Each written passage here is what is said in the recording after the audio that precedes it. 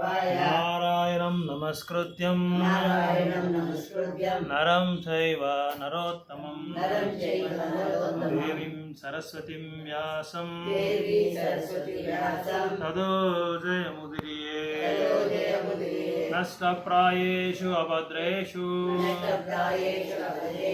नित्यं भागवत सेवया भगवते उत्तमश्लोके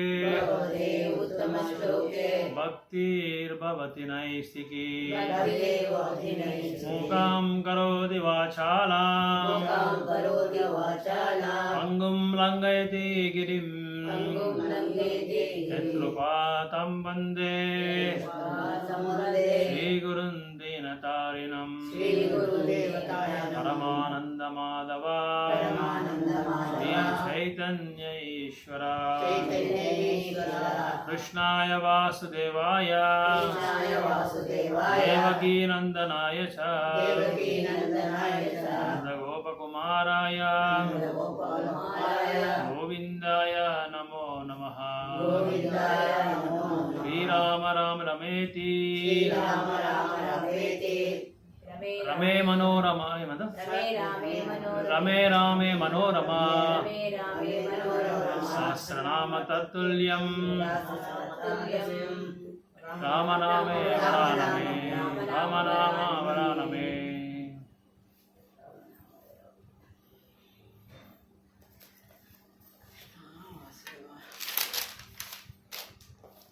ಸೊ ಎಲ್ರಿಗೂ ರಾಮನವಮಿದ ಶುಭಾಶಯಗಳು. ಶ್ರೀರಾಮಚಂದ್ರಮೂರ್ತಿ ತ್ರೇತಾಯುಗದಲ್ಲಿ ಆವಿರ್ಭಾವ ಆಗಬೇಕಾದ್ರೆ ಒಂದು ಹಲವಾರು ಉದ್ದೇಶಗಳನ್ನ ಇಟ್ಕೊಂಡು ಅವರು ಆವಿರ್ಭಾವ ಆದರು. ಮುಖ್ಯವಾದ ಉದ್ದೇಶ ಏನು ಅಂದರೆ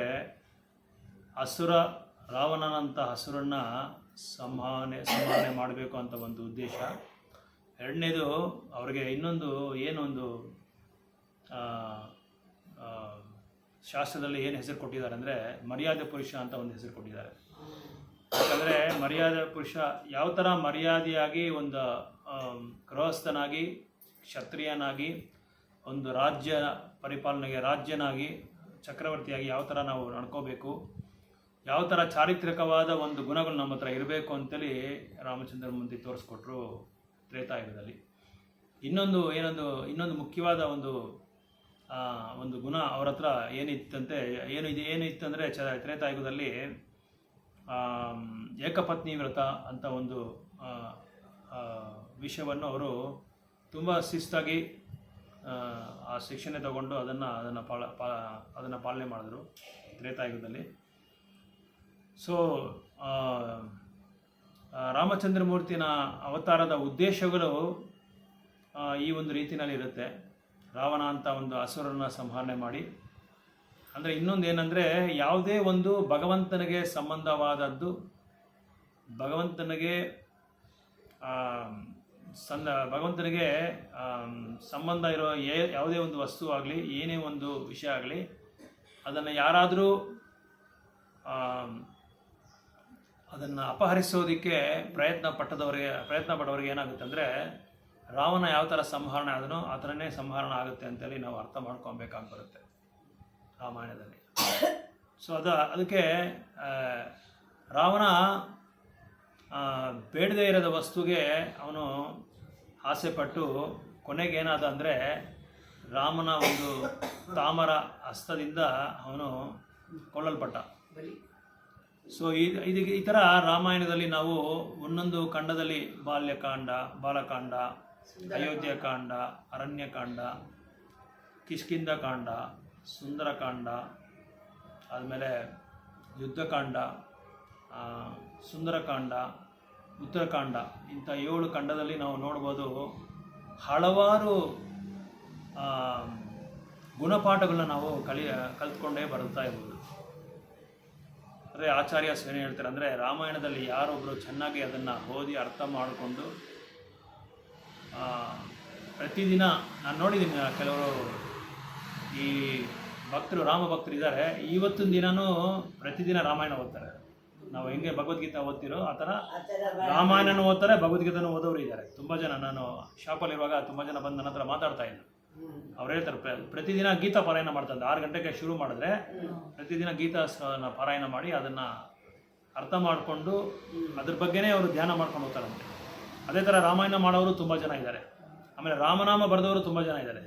ನಮ್ಮ ತಾಯಿ ಎಲ್ಲ ಬರಿತಾ ಇದ್ದಾರೆ ರಾಮನಾಮ, ಎಲ್ಲರೂ ಬರಿತಾ ಇದ್ದೀರಿ ಅನ್ಬೋದು ನೀವೆಲ್ಲರೂ. ಸೊ ಅದು ಒಂದು ಒಳ್ಳೆಯ ವಿಷಯ, ಅದು ಏನೋ ಒಂದು ಒಳ್ಳೆ ಆಧ್ಯಾತ್ಮಿಕವಾದ ಒಂದು ಅಭ್ಯಾಸ ಇದೆಲ್ಲ. ಸೊ ಇದನ್ನೆಲ್ಲ ನಾವು ಬರೆಯೋದ್ರಿಂದ ಏನಾಗುತ್ತೆ, ನಮ್ಮ ಮಕ್ಕಳು, ನಮ್ಮ ಅನಂತರ ನಮ್ಮ ಸಂತತಿಗಳು ಕೂಡ ಅದನ್ನು ಅಭ್ಯಾಸ ಮಾಡ್ಕೊಳ್ಳೋದಕ್ಕೆ ನಮ್ಗೆ ತುಂಬ ಸರಳ ಆಗುತ್ತೆ. ಈ ಥರ ಬರೀತಾ ಇದ್ರು. ಆ ಕಾಲದಲ್ಲಿ ಅಜ್ಜಿಗಳೆಲ್ಲ ಕೂತ್ಕೊಂಡು ಮೊಮ್ಮಕ್ಕಳಿಗೆ ರಾಮಾಯಣ ಎಲ್ಲ ರಾಮಕಥೆ ಹೇಳಿರೋ ಅಜ್ಜಿಗಳೇ ಎಲ್ಲ ಕೇಳಿದ್ರು, ಮೊಮ್ಮಕ್ಕಳೇ ಎಲ್ಲರೂ ಹೇಳ್ತಾ ಇದ್ರು, ಪ್ರತಿಯೊಬ್ಬರು ಹೇಳ್ತಾ ಇದ್ರು. ಅದಕ್ಕೆ ರಾಮಾಯಣ ತುಂಬ ವಿಶೇಷವಾದ ಒಂದು ಗ್ರಂಥ. ಎಲ್ರಿಗೂ ಕೃಷ್ಣನಿಗಿಂತ ಹೇಳಬೇಕಾದ್ರೆ ರಾಮನ ಮೇಲೆ ಎಲ್ಲರಿಗೂ ಪ್ರೀತಿ ಜಾಸ್ತಿ. ಆಮೇಲೆ ನಾಮದ ಮೇಲೆ ತುಂಬ ಪ್ರೀತಿ. ಆಮೇಲೆ ರಾಮನ ಒಂದು ಪ್ರವೃತ್ತಿ ಇದೆಯಲ್ಲ, ಅದು ತುಂಬ ವಿಶೇಷವಾದ ಒಂದು ಗುಣ. ಅದಕ್ಕೆ ರಾಮ ಅಂದರೆ ಈವನ್ ನಾವು ಉತ್ತರ ಪ್ರದೇಶ ಅಂದರೆ ನಾರ್ತ್ ಸೈಡ್ ಎಲ್ಲ ಕಡೆ ಹೋದ್ರೂ ರಾಮ ಅಂದರೆ ತುಂಬ ಇಷ್ಟ, ತುಂಬ ಇಷ್ಟ. ಅಯೋಧ್ಯೆನಲ್ಲೆಲ್ಲ ಇವತ್ತು ಭಾರಿ ಒಳ್ಳೆ ವಿಜೃಂಭಣೆಯಾಗಿ ಅವ್ರಿಗೂ ಸೆಲೆಬ್ರೇಟ್ ಮಾಡ್ತಾರೆ. ಅಯೋಧ್ಯೆನಲ್ಲಿ ನಿಮ್ಗೆ ಗೊತ್ತಿದೆಯೋ ಇಲ್ಲೋ, ಈಗ ಕಟ್ಟಿರೋ ಒಂದು ಭವ್ಯ ಮಂದಿರದಲ್ಲಿ ಈಗ ಇಂಜಿನಿಯರ್ ಪ್ಲ್ಯಾನ್ ಮಾಡಿಕೊಟ್ನಲ್ಲ, ಆ ಹೆಂಗೆ ಪ್ಲ್ಯಾನ್ ಮಾಡಿದ್ದಾನೆ ಅಂದರೆ, ಆ 3ನೇ ಅಂತಸ್ತಲ್ಲಿ ಒಂದು ಗ್ಲಾಸ್ ಇಟ್ಟಿದ್ದಾನಂತೆ. ಆ ಗ್ಲಾಸ್ ಮೇಲೆ ಸೂರ್ಯಕಿರಣ ಬೀಳುತ್ತಂತೆ. ಆ ಸೂರ್ಯಕಿರಣ ಬಿದ್ದು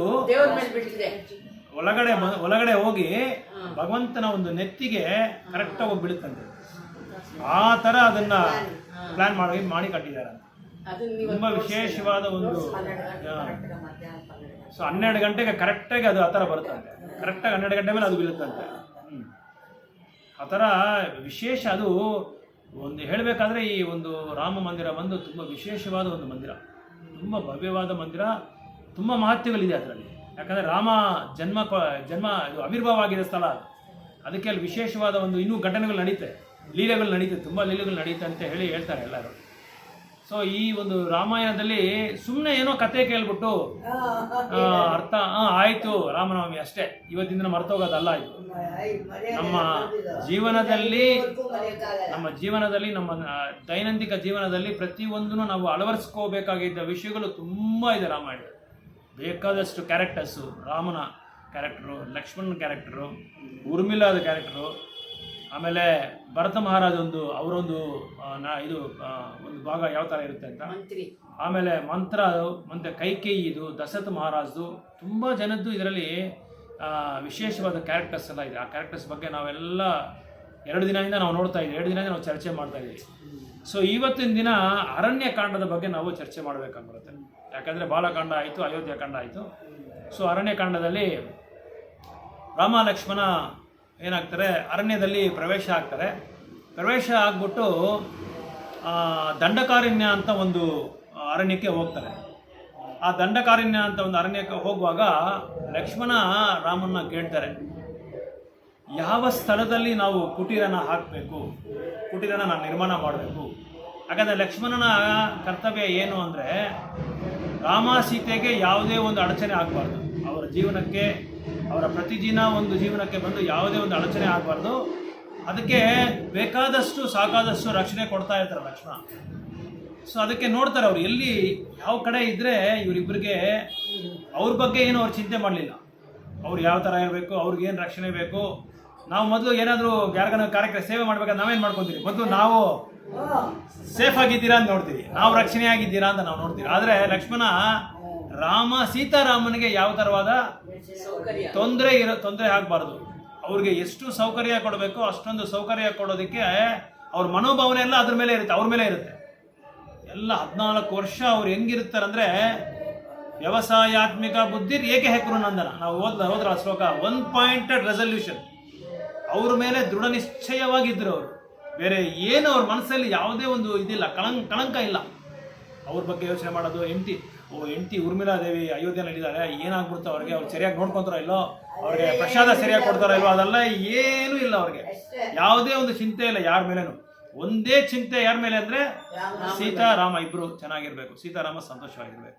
ಅದೇ ಥರ ಊರ್ಮಿಳಾದೇವಿನೂ ಅಯೋಧ್ಯೆಯಲ್ಲಿ ಸೀತಾರಾಮ್ ಚೆನ್ನಾಗಿರಬೇಕು, ಅವ್ರಿಗೆ ಯಾವುದೇ ಒಂದು ತೊಂದರೆ ಆಗಬಾರ್ದು, ಯಾವುದೇ ಒಂದು ಅಪಾಯ ಆಗಬಾರ್ದು ಅಂತ ಅವರು ಅದೇ ಇದರಲ್ಲಿ ಅವರಿದ್ರು. ಅದಕ್ಕೆ ಲಕ್ಷ್ಮಣ ಬಿಟ್ಟು ಹೋದರೆ ಕೂಡ ಅವ್ರು ಏನೇ ಒಂದು ಪ್ರಶ್ನೆ ಕೇಳಿಲ್ಲ ಅವ್ರನ್ನ. ನನ್ನ ಬಿಟ್ಟು ನೀವು ಹೋಗ್ತಾ ಇದ್ದಾರೆ, ಅವ್ರು 3 ಜೊತೆ ಹೆಂಡತಿ ಇದ್ದಾರೆ, ನನ್ನ ಜೊತೆ ಯಾರು ಇಲ್ವಲ್ಲ ಅಂತ ಏನು ಕೇಳಿಲ್ಲ.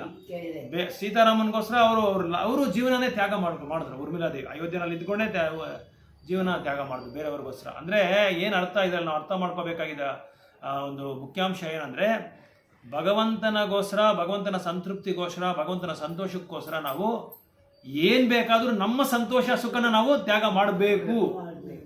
ಮಾಡ್ಬೋದಾ ಅಂತಲ್ಲ, ಮಾಡಲೇಬೇಕು ಅಂತ ಅರ್ಥ ಇಲ್ಲ. ಅದನ್ನು ಊರ್ಮಿಳಾದೇವಿ ನಮಗೆ ತೋರಿಸ್ಕೊಟ್ಟಿದ್ದಾರೆ ರಾಮಾಯಣದಲ್ಲಿ. ಸರಿ, ಹುಡುಕೋದ್ರು. ಆಮೇಲೆ ಒಂದು ಜಾಗದಲ್ಲಿ ಚಿತ್ರಕೂಟ ಅಂತ ಒಂದು ಸ್ಥಳ ಇದೆ ಮಧ್ಯಪ್ರದೇಶದಲ್ಲಿ.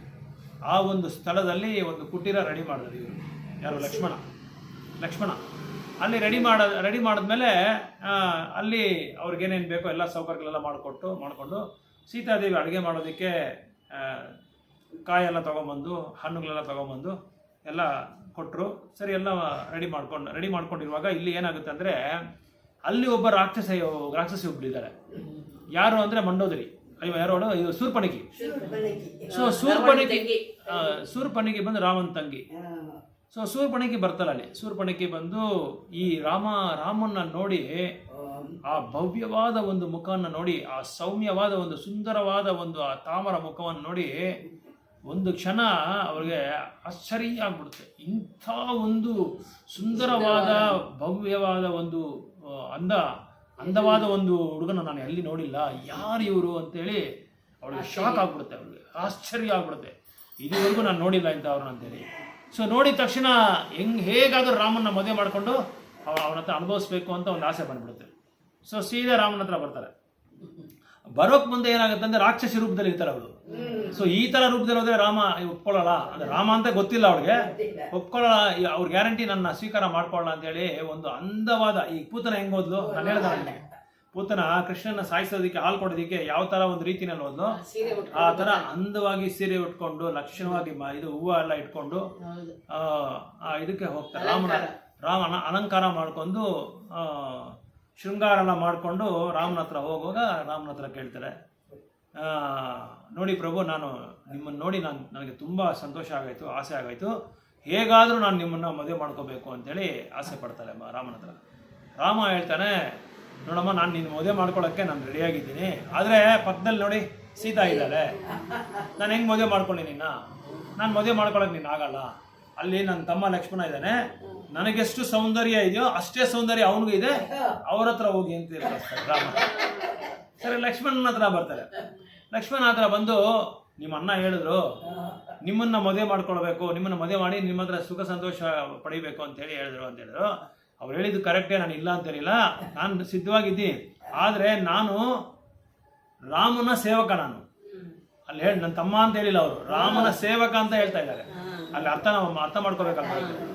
ರಾಮ ಅವ್ರ ಸೇವಕ, ನಾನು ಸೇವೆ ಮಾಡೋನು. ನನ್ನ ನೀನು ಮದುವೆ ಮಾಡ್ಕೊಂಡ್ರೆ ನೀನೇನಾಗಬೇಕು, ಸೀತಾರಾಮನಿಗೆ ನೀನು ಸೇವೆ ಮಾಡಬೇಕು. ಮಾಡ್ಕೊಂತೀಯಾ? ಇಲ್ಲ. ಆಮೇಲೆ ಯೋಚನೆ ಮಾಡ್ದಲ್ಲ, ಸರಿ ನಾನು ಏನು ಮಾಡಲಿ ಅಂದರೆ, ನೀನು ಮತ್ತೆ ರಾಮನಾಥನೇ ಹೊರಟೋಗಂತಾರೆ. ಸರಿ, ರಾಮ ಲಕ್ಷ್ಮಣ ಹತ್ರ ಕಳಿಸ್ತಾರೆ. ಮತ್ತೆ ಹಿಂಗೆ ರಾಮ ಲಕ್ಷ್ಮಣ ಏನು ಮಾಡ್ತಾರೆ, ತಮಾಷೆ ಮಾಡ್ತಾ ಇದ್ದಾರೆ ಹತ್ರ. ಸೊ ತಮಾಷೆ ಮಾಡ್ತಾ ಏನಾಗುತ್ತೆ ಅಂದರೆ, ಶೂರ್ಪಣಖಿಗೆ ಗೊತ್ತಾಗ್ಬಿಡುತ್ತೆ. ಮೊದಲು ಗೊತ್ತಾಗಲ್ಲ, ಆಮೇಲೆ ಗೊತ್ತಾಗ್ಬಿಡುತ್ತೆ ಇವರಿಬ್ರು ಏನೋ ನನ್ನ ತಮಾಷೆ ಮಾಡ್ತಾ ಇದ್ದಾರೆ. ಸೊ ಇವ್ರಿಗೆ ಮಾಡ್ತೀನಿ ಅಂತ ಹೇಳ್ಬಿಟ್ಟು ಏನು ಮಾಡ್ತಾರೆ, ಇದಕ್ಕೆಲ್ಲ ಕಾರಣ ಸೀತಾನೇ. ಸೀತಾ ತುಂಬ ಅಂದವಾಗಿದ್ದಾಳೆ ಅಂತ ಅವಳಿಗೂ ಗೊತ್ತಾಗ್ಬಿಡುತ್ತೆ. ಅವ್ರ ಅಂದ ಎಲ್ಲ ನೋಡ್ತಾರೆ, ಸೀತಾ ಮಾತೆ ಅಂದ ಎಲ್ಲ ನೋಡ್ಬಿಟ್ಟು ಅದನ್ನು ಧ್ಯಾನ ಮಾಡ್ಕೊಂಡು ಏನು ಮಾಡ್ತಾರೆ, ಸೀದಾ ಅವ್ರ ಅಣ್ಣ ತಮ್ಮದಿರ ಹತ್ರ ಹೋಗ್ತಾರೆ. ಖರ್ ದೂಷನ್ ಅಂತ ಅವರಿಬ್ಬರು ಅವ್ರ ಅಣ್ಣ ತಮ್ಮದಿರಿದ್ದಾರೆ, ಅವ್ರ ಹತ್ರ ಹೋಗ್ತಾರೆ. ಅವ್ರ ಹತ್ರ ಹೋಗ್ಬಿಟ್ಟು ಅದು ಹೋಗೋಕ್ಕೆ ಮುಂದೆ ಏನಾಗುತ್ತೆ ಅಂದರೆ, ನನ್ನ ಹತ್ರ ತಮಾಷೆ ಆಡ್ತಾ ಇದ್ದೀರಾ ನೀವು ಅಂತ ಹೇಳ್ಬಿಟ್ಟು ಅವಳ ನಿಜ ಸ್ವರೂಪ ಅಂತ ತೋರಿಸ್ಬಿಟ್ಟು ಸೀತೆನ ಸಾಯಿಸಕ್ಕೆ ಬರ್ತಾರೆ. ಅವಾಗ ಯಾಕಂದ್ರೆ ಸೀತಾನೇ ಕಾರಣ ಅಲ್ಲ ಇದಕ್ಕೆ. ಸೊ ಸೀತಾ ಇಲ್ಲ ಅಂದ್ರೆ ನಾನು ಹೇಗಾದ್ರೂ ಮಾಡ್ಕೋಬಹುದು, ಇವ್ರಿಬ್ಬರು ಯಾರೋ ಒಬ್ಬರು ಇದು ಮಾಡ್ಕೋಬಹುದು, ಸೆಟ್ ಮಾಡ್ಕೊಂಡ್ಬಿಡ್ಬೋದು ಅಂತ ಹೇಳ್ಬಿಟ್ಟು ಸೀತೆನ ಸಾಯಿಸಕ್ಕೆ ಬರ್ತಾರೆ. ಆವಾಗ ರಾಮ ಲಕ್ಷ್ಮಣ ಕರೀತಾನೆ, ಲಕ್ಷ್ಮಣ ಇವಳು ಮೂಗನ್ ಕತ್ತರಿಸಾಕು ಅಂತ ಹೇಳ್ಬಿಡ್ತಾರೆ. ರಾಮ ಲಕ್ಷ್ಮಣ್ ಹೇಳ್ತಾರೆ. ಆವಾಗ ಲಕ್ಷ್ಮಣ ಅಂತಾನೆ ವಿಲ್ ತಗೊಂಡು ಅವ್ರ ಮೂಗನ್ ಕತ್ತರಿಸ್ಬಿಟ್ಟು ಎತ್ತಿ ಆ ಕಡೆ ಹೆಸದ್ಬಿಡ್ತಾನೆ. ಆ ಹೆಸಿದ ಮೇಲೆ ಅದು ಎಷ್ಟೋ ಕಿಲೋಮೀಟರ್ ದೂರ ಹೋಗಿ ಬಿದ್ದೋಗ್ಬಿಡ್ತಾರೆ. ಎಷ್ಟೋ ಯೋಜನೆಗಳು ದೂರ. ಅದು ಬಿದ್ದೋದ್ಮೇಲೆ ಏನಾಗುತ್ತೆ ಅಂದರೆ ಆ ಒಂದು ಸ್ಥಳ ಬಂದು ನಾಸಿಕ್ ಅಂತ ಹೆಸರು ಅದಕ್ಕೆ. ಇವಾಗೂ ಇದರಲ್ಲಿದೆ, ನಮ್ಮ ಇಂಡಿಯಾನಲ್ಲಿದೆ, ಮಹಾರಾಷ್ಟ್ರ ನಾಸಿಕ್. ಆ ಊರು ನಾಸ್ ಅಂದರೆ ಸಂಸ್ಕೃತದಲ್ಲಿ ಈ ಮೂಗು. ಸೊ ಅದನ್ನು ಕಟ್ ಮಾಡಿ ಅವಳು ಮೂಗಲ್ಲಿ ಬಿದ್ದೋಯ್ತಲ್ಲ, ಅದಕ್ಕೆ ನಾಸಿಕ್ ಅಂತ ಹೆಸರು ಬಂತು ಅದಕ್ಕೆ, ಆ ಜಾಗಕ್ಕೆ. ನಾಸಿಕ್ ಮೋಸ್ಟ್ಲಿ ಮಹಾರಾಷ್ಟ್ರನೋ ಇಲ್ಲಾಂದರೆ ಮಧ್ಯಪ್ರದೇಶನೋ ಇರ್ಬೋದು ಅದು ಆ ಸ್ಥಳ, ಮಹಾರಾಷ್ಟ್ರಲ್ಲಿ. ಸೊ ಆ ಸ್ಥಳಕ್ಕೆ ನಾಸಿಕ್ ಅಂತ ಹೆಸರು. ಸೊ ಎಲ್ಲಿ ಶೂರ್ಪನಖ ಮೂಗು ಬಿತ್ತು ಅಲ್ಲಿ. ಸೊ ಅಲ್ಲಿ ಬಿದ್ದೋಗಿ ಇವಳೇನು ಮಾಡ್ತಾಳೆ, ಮೂಗನಿಗೆ ಮುಚ್ಕೊಂಡು ಸೀದಾ ಅಯೋಧ್ಯೆಗೆ ಹೊಟ್ಟೋಗ್ಬಿಡ್ತಾರೆ. ಇದು ಲಂಕಾಗೆ ಹೊಟ್ಟೋಗ್ಬಿಡ್ತಾರೆ. ಲಂಕಾಗೆ ಹೋಗಿ ಅಣ್ಣ ತಮ್ಮದಿರಿಗೆ ಹೇಳ್ತಾರೆ. ಕರದೂಷನ್ ಅಂತ ಇಬ್ಬರು ಇರ್ತಾರೆ. ಅವ್ರು ಹೋಗಿ ಹೇಳ್ತಾರೆ, ನೋಡಪ್ಪ, ನೀವು ನನಗೆ ಈ ಒಂದು ಇದು ಮಾಡಿದ್ದಾರೆ, ಈ ಥರ ಒಂದು ಶಿಕ್ಷೆ ಮಾಡಿದ್ದಾರೆ ಅವರಿಬ್ರು, ರಾಮ ಲಕ್ಷ್ಮಣ ಇಬ್ಬರು. ಅವ್ರನ್ನ ಹೇಗಾದರೂ ನೀವು ಕೊಂದಾಕ್ಬಿಡ್ಬೇಕು ರಾಮ ಲಕ್ಷ್ಮಣ ಅಂತ ಹೇಳಿ ಅವ್ರನ್ನ ಇದು ಮೋಟಿವೇಟ್ ಮಾಡ್ತಾರೆ. ಅವರಿಬ್ಬರು ಸ್ವಲ್ಪ ಉತ್ಸಾಹ ಮಾಡ್ತಾರೆ. ನಿನ್ನ ಸಹೋದರಿಗೆ ಈ ಥರ ಮಾಡಿದ್ದಾರೆ, ಎಷ್ಟು ಅವಮಾನ ಇದು ನನಗೆ, ಅವ್ರು ಹೇಗಾದರೂ ನೀವು ಹೋಗಿ ಹೆಂಗೆ ಕೊಂದಾಕ್ಬಿಡ್ರಿ ಅಂತ ಹೇಳ್ಬಿಟ್ಟು ಇವರಿಬ್ಬರಿಗೆ ಕಳಿಸ್ತಾರೆ. ಯಾರನ್ನ ಕರನ್ ದೂಷನ್ ಅಂತ ಅವರಿಬ್ಬರು ಹೆಸರು. ಅವ್ರೇನು ಮಾಡ್ತಾರೆ, ಇವ್ರು ಹೇಳ್ಬಿಡ್ತಾರೆ ಮೊದಲೇ, ಅವರಿಬ್ಬರು ಸಾಧಾರಣವಾದ ವ್ಯಕ್ತಿ ಅಲ್ಲ, ತುಂಬ ಶಕ್ತಿವಂತರವರು, ಅದಕ್ಕೆ ನೀವಿಬ್ಬರೇ ಹೋದರೆ ಸಾಕಾಗಲ್ಲ, ನೀವು ಸಿಪಾಯಿ ಜೊತೆಗಳು ಹೋಗಿ ಅಂತ ಹೇಳ್ಬಿಟ್ಟು 14,000 ರಾಕ್ಷಸನ ಕರ್ಕೊಂಡು ಹೋಗ್ತಾರೆ. ಅವ್ರದ್ರಲ್ಲಿ ಅಕಂಪನ ಅಂತ ಒಬ್ಬ ರಾಕ್ಷಸನೂ ಇರ್ತಾನೆ, ಅವನು ಜೊತೆಲಿ ಹೋಗ್ತಾನೆ. ಸೊ 14,000 ರಾಕ್ಷಸರು ಹೋಗ್ತಾರೆ. ಇಲ್ಲಿ ಇದಕ್ಕೆ ಬರ್ತಾರೆ, ದಂಡಕಾರಣ್ಯಕ್ಕೆ ಬರ್ತಾರೆ. ಆ ದಂಡಕಾರಣ್ಯಕ್ಕೆ ಬರುವಾಗ ಇವ್ರಿಗೆ ಲಕ್ಷ್ಮಣನಿಗೆ ಗೊತ್ತಾಗ್ಬಿಡುತ್ತೆ, ರಾಮನಿಗೆ ಗೊತ್ತಾಗಿದ ತಕ್ಷಣ ಇದು ದೊಡ್ಡ ಒಂದು ಗುಂಪು ಬರ್ತಾ ಇದೆ, ಲಕ್ಷ್ಮಣ ನೀನೇನ್ ಮಾಡ್ತೀಯಾ, ಸೀತೆ ಮಾತನ್ನ ಕರ್ಕೊಂಡು ಹೋಗ್ಬಿಡು, ಈ ಕುಟೀರದಲ್ಲಿ ಇಟ್ಕೊಂಬೇಡ. ಎಲ್ಲಿ ಕರ್ಕೊಂಡು ಹೋಗ್ತೀಯ ಅಂದ್ರೆ ಅಲ್ಲೊಂದು ಗುಹೆ ಇದೆ. ಆ ಗುಹೆನಲ್ಲಿ ಒಳಗಡೆ ಸೀತಾ ಮಾತ್ರ ಹೋಗಕ್ಕಾಗುತ್ತೆ, ಯಾರೋ ದಪ್ಪಗಿದ್ರೆ ಹೋಗಕ್ಕಾಗಲ್ಲ. ಯಾಕಂದ್ರೆ ಸೀತಾ ಸಣ್ಣಕ್ಕಿರ್ತಾರಲ್ಲ, ಸರಿ ಇಷ್ಟು ಸ್ಥಳ ಇರುತ್ತೆ, ಅಲ್ಲಿ ಸೀತಾ ಮಾತನ್ನ ಒಳಗಡೆ ಕಳಿಸ್ಬಿಟ್ಟು ಇನ್ನು ಮುಂದೆ ನಿಂತ್ಕೊಂಡ್ಬಿಡು ಅಂತ ಹೇಳ್ತಾರೆ. ಆಗೇನಾಗುತ್ತೆ, ಸೀತಾ ಮಾತ್ರ ಹೊರಗಡೆ ಹೋಗ್ತಾರೆ. ಅಂದ್ರೆ ಯಾರು ರಾಕ್ಷಸರು ಬಂದು ಹೊರಗಡೆ ಹೋಗಕ್ಕಾಗಲ್ಲ, ಅಷ್ಟು ಸಣ್ಣಕ್ಕಿರುತ್ತೆ ಸ್ಥಳ ಅದು. ಅವಾಗ ಲಕ್ಷ್ಮಣ ಮುಂದೆ ನಿಂತ್ಕೊಂಡು ಸೀತಾಗೆ ರಕ್ಷಣೆ ಕೊಡ್ತಾ ಇರ್ತಾರೆ. ರಾಮ ಏನ್ ಮಾಡ್ತಾರೆ, 14,000 ಒಂದು ರಾಕ್ಷಸರನ್ನ ಒಂದೇ ಸಲ ಅವರೇ ಕೊಂದಾಕ್ಬಿಡ್ತಾರೆ, ರಾಮನೇ ಕೊಂದಾಕ್ಬಿಡ್ತಾರೆ. ರೆಕಾರ್ಡ್ ಬ್ರೇಕ್ ಅದು, ಒಂದೇ ಸಲ 14,000 ಜನ ಕೊಂದಾಕ್ಬಿಡ್ತಾರೆ ಅವರು. ಆಗ ಇವನಿರ್ತಾರಲ್ಲ ಇನ್ನೊಬ್ಬ ರಾಕ್ಷಸ ಅಕಂಪನ ಅಂತ ಒಂದು ರಾಕ್ಷಸ ಮಾತ್ರ ತಪ್ಪಿಸ್ಕೊಂಡ್ಬಿಡ್ತಾನೆ. ಅಲ್ಲಿ ಅವನು ತಪ್ಪಿಸ್ಕೊಂಡು ಏನು ಮಾಡ್ತಾನೆ, ಇವರು ದೂಷನ್ ಅವರು ಹೊರಟೋಗ್ಬಿಡ್ತಾರೆ, ಅವ್ರನ್ನೂ ಎಲ್ಲರೂ ಸಾಯಿಸ್ಬಿಡ್ತಾರೆ. ಅಕಂಪನ ಹೋಗಿ ಸೀದಾ ಇವ್ರ ಹತ್ರ ಹೋಗ್ಬಿಡ್ತಾನೆ, ರಾಮನ ಹತ್ರ ಹೋಗ್ತಾನೆ. ರಾಮನ ಹತ್ರ ಹೋಗಿ ರಾಮನ ಹತ್ರ ಹೇಳ್ತಾನೆ, ನೋಡಿ ಮಹಾರಾಜರೇ, ಈ ಥರ ನಾವು ಅವ್ರ ಮೇಲೆ ಯುದ್ಧಕ್ಕೆ ಹೋಗಿದ್ರಿ, ಆ ಒಂದು ಶಕ್ತಿವಂತ ಬಂದು ಏನು ಅವ್ರ ಹತ್ರ ಮಾಯ ಇದು ಏನು ಗೊತ್ತಿಲ್ಲ, ಎಲ್ಲರನ್ನೂ ಕೊಂದಾಕ್ಬಿಟ್ರು, ಅವರು ಎಲ್ಲರನ್ನೂ ಸಾಯಿಸ್ಬಿಟ್ರು. ನಾನು ಒಬ್ಬನ ಮಾತ್ರ ತಪ್ಪಿಸ್ಕೊಂಡು ಬಂದಿದ್ದೀನಿ, ಆದರೆ ಅವ್ರನ್ನ ನೀವೇನಾದರೂ ಒಂದು ಮಾಡಲೇಬೇಕು, ಯಾಕಂದರೆ ಕರನ್ ದೂಷನ್ನು ಸಾಯಿಸ್ಬಿಟ್ರು, ನೀವೇನೋ ಒಂದು ಮಾಡಲೇಬೇಕು ಅವ್ರಿಗೆ ಅಂತ ರಾವಣಿಗೆ ಹೇಳುವಾಗ, ಆಮೇಲೆ ರಾವಣಿಗೆ ಏನು ಮಾಡ್ತಾನೆ, ಇನ್ನೊಂದು ಇವನು ಅಕಂಪನ ಸೀತೆ ಬಗ್ಗೆ ಹೇಳ್ತಾನೆ. ಸೀತೆ ಎಷ್ಟು ಅಂದವಾಗಿದ್ದಾಳೆ, ಅವಳನ್ನ ಯಾಕೆ ನೀವು ಪಟ್ಟಪರಾಣಿಯಾಗಿ ಮಾಡ್ಕೋಬಾರ್ದು, ನೀವು ಯಾಕೆ ಸುಮ್ಮನೆ ಬಿಟ್ಟಿದ್ದೀರಾ ಅಂತೇಳಿ ಇವನು ಜೋಡಿಸ್ಕೊಂಡು ಹೇಳ್ತಾನೆ. ಅಲ್ಲಿ ಉತ್ಸಾಹ ಕೊಡ್ತಾನೆ, ರಾವಣಿಗೆ ಉತ್ಸಾಹ ಕೊಟ್ಟು ಅವಳ ಅಂದ ಬಗ್ಗೆ ಎಲ್ಲ ವರ್ಣನೆ ಮಾಡ್ತಾ ಇರುವಾಗ ರಾವಣಿಗೆ ಏನಾಗುತ್ತೆ, ಅವನಿಗೆ ಆಸೆ ಬಂದ್ಬಿಡುತ್ತೆ. ಅದುವರೆಗೂ ರಾವಣಿಗೆ ಸೀತಾ ಬಗ್ಗೆ ಏನು ಗೊತ್ತಿರಲಿಲ್ಲ. ಇವನು ಆಮೇಲೆ ಮತ್ತೆ ಇವಳು ಬರ್ತಾಳೆ ಶೂರ್ಪಣಖಿ ಬಂದು ಅವಳು ಹೇಳ್ತಾಳೆ ಸೀತಾ ಅಂದ ಬಗ್ಗೆ ಅಂದದ ಗುಣಗಳ ಬಗ್ಗೆ ಎಲ್ಲ ವರ್ಣನೆ ಮಾಡುವಾಗ ಇವಳು ಶೂರ್ಪಣಖಿ ಏನು ಮಾಡ್ತಾಳೆ, ಇದು ರಾವಣನಿಗೆ ಹೇಳ್ತಾಳೆ, ನೀನು ಯಾಕೆ ಇನ್ನೂ ಸುಮ್ಮನೆ ಕೂತ್ಕೊಂಡಿದ್ಯಾ, ಅವಳಿಗೆ ನೀನು ಸರಿಯಾದ ಗಂಡ ನೀನೊಬ್ಬನೇ, ಇನ್ಯಾರ ಕೈಯಲ್ಲಿ ಆಗಲ್ಲ, ನೀನೇ ಸರಿಯಾದ ಅದಕ್ಕೆ ಏನು ಎಲಿಜಿಬಿಲಿಟಿ ಇರೋದು ನಿನಗೆ, ಇನ್ಯಾರಿಗೂ ಅಷ್ಟೊಂದು ಶಕ್ತಿ ಇಲ್ಲ, ಇನ್ಯಾರೂ ಅಷ್ಟೊಂದು ಅಂದ ಇಲ್ಲ, ನೀನೊಬ್ಬನೇ ಅವಳಿಗೆ ಸರಿಯಾದ ಒಂದು ಗಂಡಸು ಅಂತೇಳಿ ಶೂರ್ಪಣಖಿ ಏನು ಮಾಡ್ತಾಳೆ, ರಾವಣನ ಸ್ವಲ್ಪ ಇದು ಮಾಡಿಬಿಡ್ತಾಳೆ, ಚೆನ್ನಾಗಿ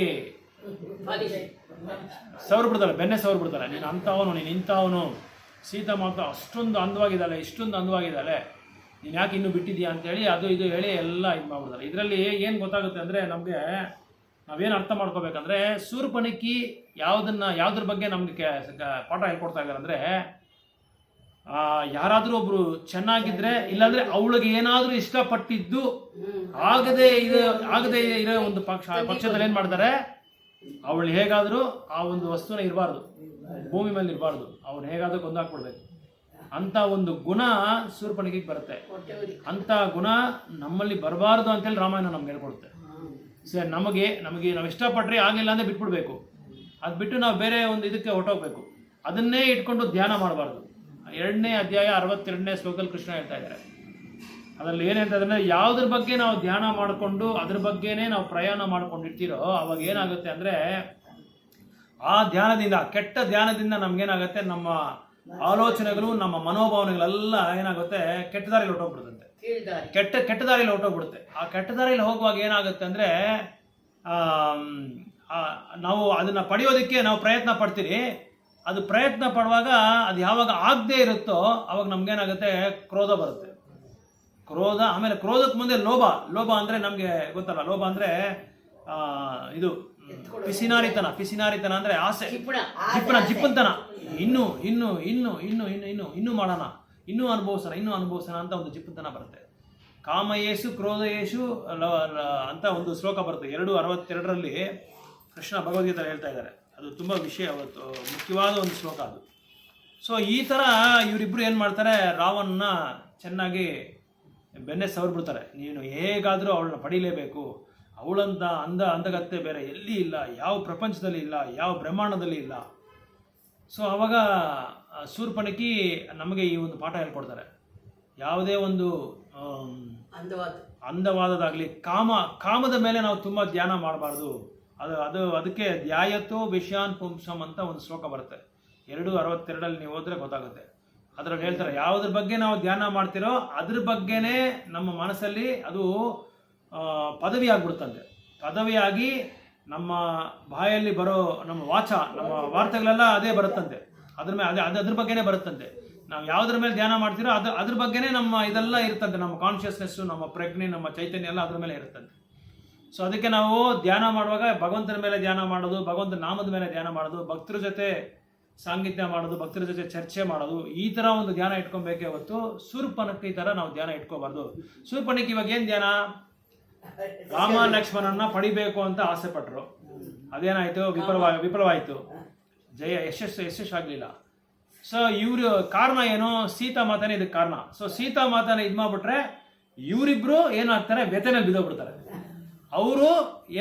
ಅವ್ರಿಗೆ ಕಷ್ಟ ಕೊಡಬೇಕು, ಅವ್ರ ವ್ಯಥೆ ಡಿಪ್ರೆಷನ್ ಹೊರಟೋಗ್ಬೇಕು. ಅವರು ಅದೇ ವ್ಯಥೆನಲ್ಲಿ ಕುಳ್ಳಿ ಏನಾಗಬೇಕು, ಅವ್ರು ಸತ್ತೋಗ್ಬೇಕು ಅಂತ ಒಂದು ಆಸೆ ಇವಳಿಗೆ, ಶೂರ್ಪಣಖಿಗೆ ಅಂತ ಆಸೆ ಇವಳು ಬಂದ್ಬಿಡುತ್ತೆ.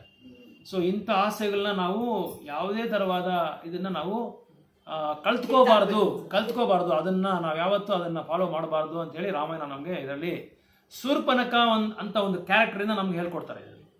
ಸೊ ಇವರು ರಾವಣನಿಗೆ ಎಲ್ಲಿಲ್ದಿರೋ ಆಸೆ ಬಂದ್ಬಿಡುತ್ತೆ ಇದೆಲ್ಲ ವರ್ಣನೆ ಎಲ್ಲ ಕೇಳಿ. ಯಾಕಂದರೆ ಸೀತಾಮಾತೆ ಅಷ್ಟೊಂದು ಅಂದವಾಗಿರ್ತಾರೆ, ಅಷ್ಟೊಂದು ಸೌಂದರ್ಯವಾಗಿರ್ತಾರೆ, ಸೌಂದರ್ಯವತಿ. ಅಮ್ಮ ಥರ ಸೌಂದರ್ಯವತಿ ಯಾವ ಬ್ರಹ್ಮಾಂಡದಲ್ಲಿ ಇಲ್ಲ. ಸೊ ರಾವಣ ಏನು ಮಾಡ್ತಾನೆ, ಏನು ಮಾಡೋದು ಇದು ಪಡೆಯೋದಕ್ಕೆ ಏನು ಮಾಡೋದು. ಯಾಕಂದರೆ ರಾವಣನಿಗೆ ಹೇಳಿರ್ತಾರೆ, ರಾಮ ಯಾರು, ಯಾಕಂದರೆ 14,000 ಹಸುರನ್ನ ಒಂದೇ ಸಲ ಕೊಂದಾಕ್ಬಿಟ್ರಲ್ಲ, ಎಂಥ ದೊಡ್ಡ ಶಕ್ತಿವಂತ ಅಂತೇಳಿ ರಾವಣ ಅರ್ಥ ಮಾಡ್ಕೊತಾನೆ. ಅವಾಗ ಅರ್ಥ ಮಾಡ್ಕೊಂಡು ಏನು ಮಾಡ್ತಾನೆ, ರಾವಣ ಪ್ಲ್ಯಾನ್ ಮಾಡಿಬಿಟ್ಟು ಇದಕ್ಕೆ ಸರಿಯಾದ ವ್ಯಕ್ತಿ ಮಾರೀಚಿ ಅಂತ ಹೇಳ್ಬಿಟ್ಟು, ಯಾಕಂದರೆ ಮಾರೀಚಿ ಹತ್ರ ಎಲ್ಲ ಬ್ಲ್ಯಾಕ್ ಮ್ಯಾಜಿಕ್ಕು ಗೊತ್ತಿರುತ್ತೆ ಅವನಿಗೆ, ಎಲ್ಲ ತಂತ್ರಗಳೆಲ್ಲ ಗೊತ್ತು ಅವನಿಗೆ. ಅವನು ಮಾಯ ಹಾಕಿ ಬೇರೆ ರೂಪದಲ್ಲಿ ಬರ್ತಾನೆ, ಬೇರೆ ರೂಪದಲ್ಲಿ ಹೋಗಿ ಮಾರುವೇಷದಲ್ಲಿ ಹೋಗ್ತಾನೆ. ಅಂತ ಒಂದು ತಂತ್ರ ಅವನಿಗೆ ಒಬ್ಬನಿಗೆ ಗೊತ್ತಿರೋದು. ಸೊ ಮಾರೀಚಿನ ಆಲ್ರೆಡಿ ರಾಮ ಬಿಟ್ಬಿಟ್ಟಿರ್ತಾನೆ, ಸಾಯಿಸ್ದಿರ ಅವನ್ನ, ಹೇಳ್ದಲ್ಲ ನಿಮ್ಗೇನೆ. ಸೊ ಇವನ್ನ ಇದು ಕೊಂದಾಕ್ಬಿಡ್ತಾನೆ, ಶುಭಾನನ್ನ ಕೊಂದಾಕ್ಬಿಟ್ಟು ಮಾರ್ಚಿನ ಬಿಟ್ಬಿಡ್ತಾನೆ. ಮಾರ್ಚಿ ಬಂದು ಒಂದು ಜಿಂಕೆ ಒಂದು ರೂಪದಲ್ಲಿ ರಾಮನ ಭಯಕ್ಕೆ, ನನಗೆ ಇದು ಬಿಟ್ಬಿಡಿ, ಇದಕ್ಕೆ ಹೋಗಲ್ಲ, ನಾನು ನಿಮ್ಮ ವಿರುದ್ಧ ಯಾವ್ದು ನಡ್ಕೊಳ್ಳೋಣ ಅಂತೇಳಿ ಹೊರಟೋಗ್ಬಿಡ್ತಾನೆ. ಆವಾಗ ರಾವಣ ಏನು ಮಾಡ್ತಾನೆ, ಮಾರೀಚಿ ಹತ್ರ ಹೋಗ್ತಾನೆ. ಸೊ ಮಾರೀಚಿ ಹತ್ರ ಹೋಗಾಗ ರಾವಣ ಹೇಳ್ತಾನೆ, ನೋಡಿ ಈ ಥರ ಆಗಿದೆ, ಹೇಗಾದರೂ ಸೀತಾನ ನಾನು ಅಪಹರಣೆ ಮಾಡಬೇಕು, ಅದಕ್ಕೆ ನೀನೇ ಸರಿಯಾದ ವ್ಯಕ್ತಿ ಅಂತ ಹೇಳುವಾಗ ಆವಾಗ ಮಾರೀಚಿ ಕೇಳ್ತಾನೆ, ಯಾರು ಗೊತ್ತಾ ನಿನಗೆ, ಸೀತಾ ಪತಿಯವರು ಯಾರು ಗೊತ್ತಾ, ಧರ್ಮಪತಿ ಯಾರು ನಿನಗೆ ಗೊತ್ತಾ? ಅದು ಗೊತ್ತು ನನಗೆ, ರಾಮ ಅಂತ ಹೇಳ್ತಾರೆ. ರಾಮನ ಬಗ್ಗೆ ನಿನಗೆ ಗೊತ್ತಾ ಅಂತ ಹೇಳಿ, ನನಗೆ ಯಾರಾದರೆ ನನಗೇನು, ನನಗೆ ಬೇಕಾಗಿರೋದು ನನ್ನ ಆಸೆ ನಾನು ನೆರವೇರಿಸ್ಕೋಬೇಕು ಅಷ್ಟೇ, ಅದ್ರ ಬಗ್ಗೆ ನನಗೆ ಚಿಂತೆ ಇಲ್ಲ ಅಂತ ಇವರು ರಾವಣ ಹೇಳ್ತಾನೆ. ಇಲ್ಲ ರಾವಣ, ನನ್ನ ಮಾತು ಕೇಳು, ನನ್ನ ಮಾತು ನೀನು ಕೇಳದೆ, ಯಾಕಂದರೆ ರಾಮನ ಬಗ್ಗೆ ನನಗೆ ಚೆನ್ನಾಗಿ ಗೊತ್ತು. ಶುಭಾಹುನ ಯಾವ ಥರ ಕೊಂದಾಕ್ಬಿಟ್ಟ, ನನ್ನ ಯಾವ ಥರ ಒದ್ದಿ ಆ ಕಡೆ ಎಸೆದ್ಬಿಟ್ಟ ನನಗೆ ಚೆನ್ನಾಗಿ ಗೊತ್ತು. ಅದಕ್ಕೆ ರಾ ಅಂತ ನೀನು ಹೆಸರು ಹೇಳಿದ್ರೆ ನನಗೆ ಭಯ ಆಗುತ್ತೆ. ದಯವಿಟ್ಟು ಈ ಆಸೆನ ಬಿಟ್ಬಿಟ್ಟು ಬೇರೆ ಏನಾದರೂ ನೀನು ಆಸೆ ಇಟ್ಕೋ. ಈ ಆಸೆನ ಬಿಟ್ಬಿಡು. ಈ ಆಸೆ ನೀನು ಇಟ್ಕೊಂಡಿದ್ರೆ ನಿನ್ನ ಜನ್ಮದಲ್ಲಿ ನೀನು ಇದು ಜೀವ ಸಹಿತ ನೀನು ಉಳಿಯಲ್ಲ. ನೀನು ಏನಾದರೂ ಹೆಂಗಾದರೂ ಇನ್ನೂ ಭಸ್ಮ ಆಗ್ಬಿಡ್ತೀಯ ರಾಮನ ಕೈಯಲ್ಲಿ. ದಯವಿಟ್ಟು ಈ ಆಸೆಗೆ ಬಿಟ್ಬಿಡು ಅಂತ ಹೇಳಿದ್ರೆ ಅದ್ರ ಬಗ್ಗೆ ನೀನು ನನಗೆ ಗುಣಪಾಠ ಹೇಳ್ಬೇಡ, ನೀನು ನನಗೆ ಉಪದೇಶ ಹೇಳ್ಬೇಡ. ನೀನು ಉಪದೇಶ ಕೇಳೋದಕ್ಕೆ ನನಗೆ ಬಂದಿಲ್ಲ. ನಾನು ಹೇಳ್ದಂಗೆ ನೀನು ಕೇಳ್ತೀಯಾ, ಇಲ್ಲ ನಿನಗೇನಾದರೂ ನಾನೇನಾದರೂ ಮಾಡಬೇಕಾ, ನಾನೇ ನಿನ್ನ ಕೊಂದಾಕ್ಬಿಡ್ತೀನಿ ಅಂತ ಹೇಳ್ತಾರೆ. ಮಾರ್ಚಿ ಯೋಚನೆ ಮಾಡ್ತಾನೆ. ಯೋಚನೆ ಮಾಡಿಕೊಂಡು ಒಂದು ರಾವಣ ಹೇಳ್ದಂಗೆ ಕೇಳಬೇಕು, ಇಲ್ಲಾಂದ್ರೆ ರಾವಣ ಸಾಯಿಸ್ಬಿಡ್ತಾನೆ. ಆ ರಾವಣ ಕೈಯಲ್ಲಿ ಇಲ್ಲ, ರಾವಣ ಹೇಳ್ದಂಗೆ ಕೇಳ್ಬಿಟ್ರೆ ಅವನೇನು ಹೇಳ್ತಾನೆ, ಜಿಂಕೆ ರೂಪದಲ್ಲಿ ಹೋಗು ಅಂತ ಹೇಳ್ತಾನೆ. ಚಿನ್ನದ ಜಿಂಕೆ ರೂಪದಲ್ಲಿ ಹೋಗು ಅಂತಾನೆ. ಸರಿ, ಚಿನ್ನದ ಜಿಂಕೆ ರೂಪದಲ್ಲಿ ಹೋಗಿ ರಾವಣ ಹೇಳ್ದಂಗೆ ಹೋದ್ರೆ ಅಲ್ಲಿ ರಾಮನು ನಾನು ಸಾಯಿಸ್ಬಿಡ್ತಾನೆ. ಸೊ ರಾಮ ಅಲ್ಲಿ ನಾನು ಸಾಯಿಸ್ಬಿಡ್ತಾನೆ. ಸೊ ಯಾರ ಮಾತು ಕೇಳೋದು ಅಂತ ಹೇಳಿ ಯೋಚನೆ ಮಾಡ್ತಾ ಇರ್ತಾನೆ.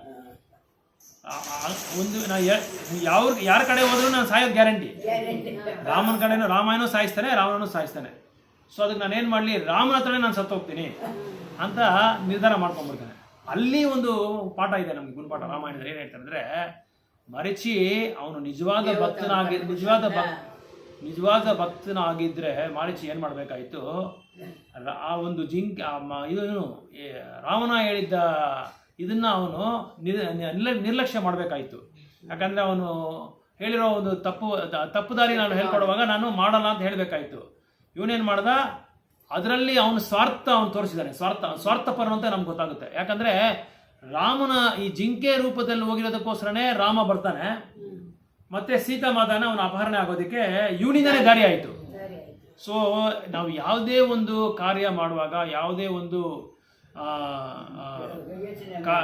ಒಂದು ಇದು ಮಾಡುವಾಗ 2 ಸಲ 3 ಸಲ ನಾವು ಯೋಚನೆ ಮಾಡಬೇಕು. ಒಂದು ವೇಳೆ ನಮ್ಗೆ ಯೋಚನೆ ಮಾಡೋದಕ್ಕೆ ಬುದ್ಧಿ ಏನಾದರೂ ನಮಗೆ ಬಂದಿಲ್ಲ ಅಂದರೆ ಹಿರಿಯರನ್ನ, ವೈಷ್ಣವ್ರನ್ನ, ಭಕ್ತರ ಹತ್ರ ನಾವು ಚರ್ಚೆ ಮಾಡಿಬಿಟ್ಟು ಅವ್ರ ಹತ್ರ ನಾವು ಏನು ತೊಗೋಬೇಕು, ಉಪದೇಶಗಳು ತೊಗೋಬೇಕು. ಇವನೇನು ಮಾಡ್ದ, ರಾಮನಿಗೇನಾದರೂ ಪರವಾಗಿಲ್ಲ, ಸೀತೆಗೇನಾದರೂ ಪರವಾಗಿಲ್ಲ, ನಾನು ರಾಮನ ಹತ್ರನೇ ಸಾಯ್ತೀನಿ ಅಂತೇಳಿ ಒಪ್ಕೊಂಡ. ಒಂದು ವಿಧದಲ್ಲಿ ಒಳ್ಳೇದೇ. ಆದರೆ ಅವನು ಒಪ್ಕೊಂಡೇ ಇದ್ದಿದ್ರೆ ಸೀತೆಗೆ ಈ ಥರ ಆಗ್ತಾ ಇರಲಿಲ್ಲ, ಆಮೇಲೆ ರಾಮನಿಗೆ ಈ ಥರ ಆಗ್ತಾ ಇರಲಿಲ್ಲ. ಸೊ ಆ ಥರ ಏನು ಮಾಡ್ದ, ಒಪ್ಕೊಂಡ್ಬಿಟ್ಟ. ಸರಿ, ಒಪ್ಕೊಂಡು ಜಿಂಕೆ ರೂಪದಲ್ಲಿ, ಚಿನ್ನದ ಜಿಂಕೆ ರೂಪದಲ್ಲಿ ಆ ಕುಟೀರದ ಹತ್ರನೇ ಓಡಾಡ್ತಾ ಇದ್ದ. ಹಿಂಗೆ ಎಗರ್ಕೊಂಡು ಓಡಾಡ್ತಾ ಇದ್ದ. ಇದನ್ನು ಸೀತೆ ನೋಡ್ಬಿಟ್ಟು ನನಗೆ ಈ ಜಿಂಕೆ ಬೇಕೇ ಬೇಕು ಅಂತ ಆಸೆ ಪಟ್ಬಿಡ್ತಾಳೆ. ಸೀತೆ ಆಸೆ ಪಟ್ಟದ್ಮೇಲೆ ಏನಾಗುತ್ತೆ ಅಂದರೆ, ರಾಮ ಹೇಳ್ತಾರೆ, ಈ ಜಿಂಕೆನ ಇಟ್ಕೊಂಡು ನೀನು ಏನಮ್ಮ ಮಾಡ್ತೀಯಾ ಅಂತ ಕೇಳ್ತಾರೆ. ಇದರಿಂದ ನಿನಗೇನು ಉಪಯೋಗ ಅಂತ ಕೇಳಿದ್ರೆ, ಇಲ್ಲ, ಈ ಜಿಂಕೆ ನಾನು ಇಲ್ಲೇ ಇಟ್ಕೊಳ್ತೀನಿ, 14 ವರ್ಷ ಆದಮೇಲೆ ನಾನು ಅಯೋಧ್ಯೆಗೂ ತೊಗೊಂಡ್ಬರ್ತೀನಿ ಅಂತ ಹೇಳಿದೆ. ಆಮೇಲೆ ಲಕ್ಷ್ಮಣ ಹೇಳ್ತಾರೆ, ಸೀತಾಮಾತೆ ದಯವಿಟ್ಟು ಈ ಜಿಂಕೆ ಬಗ್ಗೆ ಆಸೆ ಬಿಟ್ಬಿಡ್ರಿ, ಇದು ಸಾಧಾರಣವಾದ ಜಿಂಕೆ ಅಲ್ಲ, ಇದರಲ್ಲಿ ಏನೋ ಒಂದು ತೊಂದರೆ ಇದೆ ಅಂತ ಲಕ್ಷ್ಮಣನೂ ಹೇಳ್ತಾರೆ, ಈ ಕಡೆ ರಾಮನೂ ಹೇಳ್ತಾರೆ.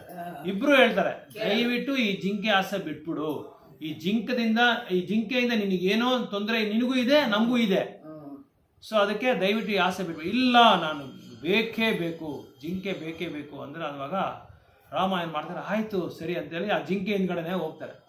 ಯಾರು ರಾಮ ಹೋಗುವಾಗ ರಾವಣ ಏನು ಮಾಡ್ತಾನೆ, ಸಾಧು ವೇಷದಲ್ಲಿ ಸೀತೆ ಹತ್ರ ಬರ್ತಾನೆ. ಆ ಜಿಂಕೆ ಹೋಗೋಕೆ ಮುಂದೆ, ಜಿಂಕೆನ ಅಟ್ಟಿಸ್ಕೊಂಡು ಹೋಗೋಕೆ ಮುಂದೆ ರಾಮ ಏನು ಮಾಡ್ತಾನೆ, ಲಕ್ಷ್ಮಣಗೆ ಹೇಳ್ಬಿಟ್ಟು ಹೋಗ್ತಾನೆ, ಸೀತೆಯನ್ನು ನೋಡ್ಕೋ, ನೀನು ಸೀತೆನ ಯಾವ ಕಾರಣಕ್ಕೂ ನೀನು ಹೊರಗಡೆ ಹೋಗ್ಬೇಡ, ಆ ಹೊರಗಡೆನೂ ಕಳಿಸ್ಬೇಡ, ನೀನು ಇಲ್ಲೇ ಇಟ್ಕೊಂಡು ಸೀತೆಗೆ ರಕ್ಷಣೆ ಕೊಡು ಅಂತ ಹೇಳುವಾಗ ರಾಮ ಏನಾದರೂ ಹೇಳ್ಬಿಟ್ರೆ ಲಕ್ಷ್ಮಣಗೆ ವೇದವಾಕ್ಯ ಜರಗಲ್ಲ. ಅವ್ರು ಏನು ಹೇಳಿದ್ರೆ ಅದನ್ನು ಕರೆಕ್ಟಾಗಿ ಆಚರಣೆ ಮಾಡೋದು ಲಕ್ಷ್ಮಣನ ಒಂದು ಕರ್ತವ್ಯ, ಯಾವಾಗಲೂ ಅವನ ಅಭ್ಯಾಸ ಅದು. ಸರಿ, ರಾಮ ಜಿಂಕೆನ ಅಟ್ಟಿಸ್ಕೊಂಡು ಹೋಗುವಾಗ ಆ ಜಿಂಕೆ ಏನಾಯಿತು, ತುಂಬ ದೂರ ಹೋಗ್ಬಿಟ್ಟು ರಾಮ ಏನು ಮಾಡ್ತಾನೆ, ಆ ಜಿಂಕೆನ ಸಾಯಿಸುವಾಗ ಈ ಮಾರೀಚಿ ಏನು ಮಾಡ್ತಾನೆ, ಸೀತಾ ಲಕ್ಷ್ಮಣ ಅಂತ ಜೋರಾಗಿ ಕೂಗ್ಬಿಡುತ್ತೆ. ಅದು ಕೂಗಿದ ತಕ್ಷಣ ಸೀತೆ ಕೇಳಿಸ್ಬಿಡುತ್ತೆ.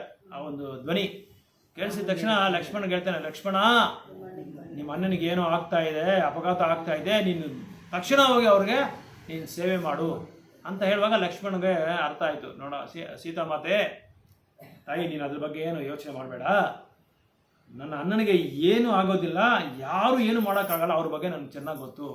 ಇಲ್ಲ, ನಿನಗೆ ಗೊತ್ತಿಲ್ಲ, ಏನೋ ಒಂದು ಅಪಾಯಕರದ ಒಂದು ಸನ್ನಿವೇಶದಲ್ಲಿ ಅವ್ರು ಸಿಕ್ಕಾಕೊಂಡ್ಬಿಟ್ಟಿದ್ದಾರೆ, ನೀನೋಗಿ ಕಾಪಾಡಲೇಬೇಕು, ನೀನೋಗಿ ಸಹಾಯ ಮಾಡಲೇಬೇಕು ಅಂತ ಸೀತಾಮಾತೆ ಹಠ ಹಿಡಿತಾರೆ. ಆವಾಗ ಲಕ್ಷ್ಮಣ ಹೇಳ್ತಾನೆ, ಇಲ್ಲ ನೀನು ತಪ್ಪಾಗಿ ಅರ್ಥ ಮಾಡ್ಕೊಂಡಿದ್ದೀರ ನೀವು, ಅವ್ರಿಗೆ ಏನೂ ಆಗೋದಿಲ್ಲ. ಯಾಕಂದರೆ ನನಗೆ ಅಣ್ಣ ಕೊಟ್ಟಿರೋ ಆಜ್ಞೆ ಏನಂದರೆ ನಿಮಗೆ ರಕ್ಷಣೆ ಕೊಡು, ನಿಮ್ಮನ್ನು ಇಲ್ಲಿಂದ ಹೊರಗಡೆ ಎಲ್ಲಿ ಕರ್ಕೊಂಡು ಹೋಗ್ಬಾರ್ದು, ಎಲ್ಲಿ ಬಿಡಬಾರ್ದು, ನಾನು ನಿಮ್ಮನ್ನು ಬಿಟ್ಟು ಹೋಗಬಾರ್ದು ಅಂಥೇಳಿ ರಾಮ ನನಗೆ ಆಜ್ಞೆ ಕೊಟ್ಟಿದ್ದಾರೆ. ಆ ಆಜ್ಞೆನ ನಾನು ಪಾಲನೆ ಮಾಡಲೇಬೇಕು ಅಂತ ಹೇಳ್ತಾರೆ. ಇಲ್ಲ ಅವಾಗ ಸೀತಾ ಮಾತೆ ಏನು ತಪ್ಪಾಗಿ ತಿಳ್ಕೊಂಡ್ಬಿಡ್ತಾರೆ ಲಕ್ಷ್ಮಣ, ನೀನು ಮಾಡ್ತಾ ಇರೋ ತಪ್ಪು, ನೀನು ಒಬ್ಬನೇ ಬಂದಿರುವಾಗ ಉರ್ಮಿಳಾ ದೇವಿನ ಒಬ್ಬನೇ ಬಿಟ್ಟು ನೀನು ಬಂದಿದ್ಯಾ ಅಂದರೆ ನೀನು ಏನೋ ಒಂದು ಪ್ಲಾನ್ ಹಾಕೊಂಡೇ ಬಂದಿದ್ಯಾ, ನನ್ನ ಅನುಭವಿಸೋಕ್ಕೋಸ್ಕರ ನೀನು ಬಂದಿದ್ಯಾ, ಅದಕ್ಕೋಸ್ಕರ ನೀನು ಹೋಗಲ್ಲ ಅಂತ ಹೇಳ್ತಾ ಇದೀಯಾ ಅಂತ ಹೇಳಿ ಲಕ್ಷ್ಮಣ ಸೀತಾ ಏನು ಮಾಡ್ತಾರೆ, ಇದು ಅಲ್ಲ ಅದಕ್ಕೇನು ಒಂದು ವರ್ಡ್ ಹೇಳ್ತಾರೆ, ಅದು ಮಿಸ್ಅಂಡರ್ಸ್ಟ್ಯಾಂಡಿಂಗ್ ಮಾಡ್ಕೊಂಡ್ಬಿಡ್ತಾರೆ. ಮಿಸ್ಅಂಡರ್ಸ್ಟ್ಯಾಂಡಿಂಗ್ ಮಾಡ್ತಾರೆ, ಲಕ್ಷ್ಮಣ ಬೇರೆ ತರ ಅರ್ಥ ಮಾಡ್ಕೊಂಡ್ಬಿಡ್ತಾರೆ. ಅದಕ್ಕೆ ಬಂದಿರೋದು, ಅದಕ್ಕೆ ಲಕ್ಷ್ಮಣ ಹೋಗ್ತಾ ಇಲ್ಲ ಅಂತೇಳಿ. ಆವಾಗ ಲಕ್ಷ್ಮಣಗೆ ಮನಸ್ಸು ಕೆಟ್ಟೋಗಲ್ಲ, ಏನು ತಾಯಿ ಈ ತರ ಅರ್ಥ ಮಾಡ್ಕೊಂಡ್ಬಿಟ್ಟಲ್ಲ, ನಾನು ಬಂದಿರೋ ಉದ್ದೇಶ ಬಂದು ನಿಮ್ಮಿಬ್ಬರಿಗೆ ತಾಯಿ ತಂದೆ ತರ ನಿಮ್ಮನ್ನ ನಾನು ಸೇವೆ ಮಾಡ್ಕೊಳಕ್ ಬಂದಿದ್ದೀನಿ, ಈ ಒಂದು ಉದ್ದೇಶ ನನ್ನ ಹತ್ರ ನಿಜವಾಗಿ ಇಲ್ಲ, ನೀವು ತಪ್ಪಾಗಿ ತಿಳ್ಕೊಂಡ್ಬಿಟ್ಟಿದ್ದೀರಾ. ಇನ್ನೊಂದು ಏನು ವಿಶೇಷವಾದ ಒಂದು ಗುಣ ಲಕ್ಷ್ಮಣ ಅಂದ್ರೆ, ಸೀತಾ ಮಾತನ ತಲೆ ಎತ್ತಿಕೊಂಡು ನೋಡಿಲ್ಲ ಅಂತ 14 ವರ್ಷ. ಯಾರೋ ಲಕ್ಷ್ಮಣ ಬರೀ ಪಾದ ಮಾತ್ರ ಅವ್ರು ನೋಡ್ತಾರಂತೆ, ಯಾಕಂದ್ರೆ ತಾಯಿ ನಮಸ್ಕಾರ ಮಾಡಬೇಕು ಅಂತೇಳಿ. ಅದು ಬಿಟ್ಟು ಯಾವತ್ತೂ ತಲೆ ಎತ್ತಿ ನೋಡಿಲ್ಲಂತೆ ಸೀತಾ ಮಾತನ. ಅಷ್ಟೊಂದು ವೈರಾಗ್ಯ, ಅಷ್ಟೊಂದು ಭಕ್ತಿ, ಅಷ್ಟೊಂದು ತಾಯಿ ತಂದೆ ಮೇಲೆ ಒಂದು ವಾತ್ಸಲ್ಯ ಲಕ್ಷ್ಮಣನಿಗೆ. ಆಮೇಲೆ ನಿದ್ದೆನೂ ಪ್ರತಿ ಒಂದು ರಾತ್ರಿ ಕೂಡ ನಿದ್ದೆ ಹೋಗಿರಂತೆ ಲಕ್ಷ್ಮಣ, ಆಹಾರ ಕೂಡ ತಗೊಂಡಿರಂತೆ. ಅಷ್ಟು 14 ವರ್ಷ ಅವ್ರನ್ನ ರಕ್ಷಣೆ ಕೊಟ್ಟು ಸೆಕ್ಯೂರಿಟಿ ತರ ನಿಂತ್ಕೊಂಡು ಕಾಪಾಡ್ತಾ ಇದ್ದಂತೆ ಇವರು ಲಕ್ಷ್ಮಣ. ಅಂತ ಅವ್ರನ್ನ ಸೀತೆ ಮಾತೆ ಏನು ಮಾಡ್ತಾರೆ, ತಪ್ಪಾಗಿ ಅರ್ಥ ಮಾಡ್ಕೊಂಡ್ಬಿಡ್ತಾರೆ. ತಪ್ಪಾಗಿ ಅರ್ಥ ಮಾಡಿಕೊಂಡು ಹೇಳಿದ್ರೂ ಕೇಳಿಲ್ಲ ಸೀತಾ ಮಾತೆ. ಸರಿ, ಇಂಥ ಒಂದು ವಿಷಯ ಹೇಳಿದ್ಮೇಲೆ ಇನ್ನು ಅಲ್ಲಿದ್ರೆ ಏನಾಗುತ್ತೆ, ಅವ್ರು ಹೇಳ್ದಂಗೆ ಆಗ್ಬಿಡುತ್ತೆ, ಸೀತಾ ಮಾತೆ ಹೇಳ್ದಂಗೆ ಆಗೋಗ್ಬಿಡುತ್ತೆ ಅಂತೇಳಿ ಲಕ್ಷ್ಮಣ ಏನು ಮಾಡ್ತಾರೆ, 3 ರೇಖೆನ ಎಳೆದ್ಬಿಟ್ಟು, ನೋಡಿ ಮತ್ತೆ ತಾಯಿ, ನೀವು ಈ ಥರ ಮಾತಾಡಿದ್ಮೇಲೆ ನಾನು ಇನ್ನೂ ಇಲ್ಲಿರೋದು ತಪ್ಪಾಗುತ್ತೆ, ನೀವು ಇನ್ನೂ ಅನರ್ಥ ಮಾಡ್ಕೊಂಡ್ಬಿಡ್ತೀರ ನನ್ನ. ಸರ್ ನಾನು ಹೋಗ್ತೀನಿ ನನ್ನ ಅಣ್ಣನ ಕಾಪಾಡೋಕೆ ನಾನು ಹೋಗ್ತೀನಿ ಅಂತ ಹೇಳ್ಬಿಟ್ಟು, ನೀವು ಯಾವುದೇ ಕಾರಣಕ್ಕೂ ಈ ರೇಖೆನ ಬಿಟ್ಟು ನೀವು ಹೊರಗಡೆ ಬರಬಾರ್ದು, ಇದರಿಂದ ಹೊರಗಡೆ ಬಂದರೆ ನಿಮ್ಗೆ ಅಪಾಯ, ಅದರ ಮೇಲೆ ನೋಡ್ಕೊಳ್ಳಿ ಅಂತ ಹೇಳ್ಬಿಟ್ಟು ಹೊಟ್ಟೋಗ್ಬಿಡ್ತಾರೆ ಲಕ್ಷ್ಮಣ. ರಾಮನ ಹಿಂದ್ಗಡೆ ಹೋದರೆ ಅಲ್ಲಿ ರಾಮ ಚೆನ್ನಾಗಿ ಲಕ್ಷ್ಮಣನ ಸಿಕ್ಕಾಪಟ್ಟೆ ನಿಂದಿಸ್ತಾರೆ. ನಿನಗೆ ನಾನು ಹೇಳಿದ್ದೇನು, ನೀನು ಮಾಡ್ತಾ ಇರೋದೇನು, ನೋಡ್ಕೊಳ್ಳಿ ಈ ಸಿಚುವೇಶನ್ನು ಎಂಥ ಸಿಚುವೇಶನ್. ಆ ಕಡೆ ಸೀತೆ ಚೆನ್ನಾಗಿ ಬೈದು ಕಳಿಸ್ಬಿಟ್ಟಿದ್ದಾರೆ, ಇಲ್ಲಿ ರಾಮ ಏನ್ ಮಾಡ್ತಾರೆ, ನಾನು ನಿನಗೆ ಹೇಳಿದ್ದೇನು, ನೀನು ಮಾಡಿದ್ದೇನು. ಲಕ್ಷ್ಮಣ ಬಂದು ಅಲ್ಲಿ ಕರೆಕ್ಟಾಗಿ ಸೇವೆ ಮಾಡ್ಕೊತಾ ಇದ್ರು, ಇಲ್ಲಿ ಸೀತೆ ಮಾತಾಡಿರೋ ಮಾತುಗಳಿಗೋಸ್ಕರ, ಚುಚ್ಚು ಮಾತುಗಳಿಗೋಸ್ಕರ ರಾಮನ ಕಾಪಾಡಕ್ ಬಂದ್ರು. ಇಲ್ಲಿ ರಾಮ ಏನ್ ಮಾಡ್ತಾ ಇದ್ದಾರೆ, ರಾಮನ್ ಗೊತ್ತಿಲ್ಲ ಏನಾಗಿದೆ ಅಂತ.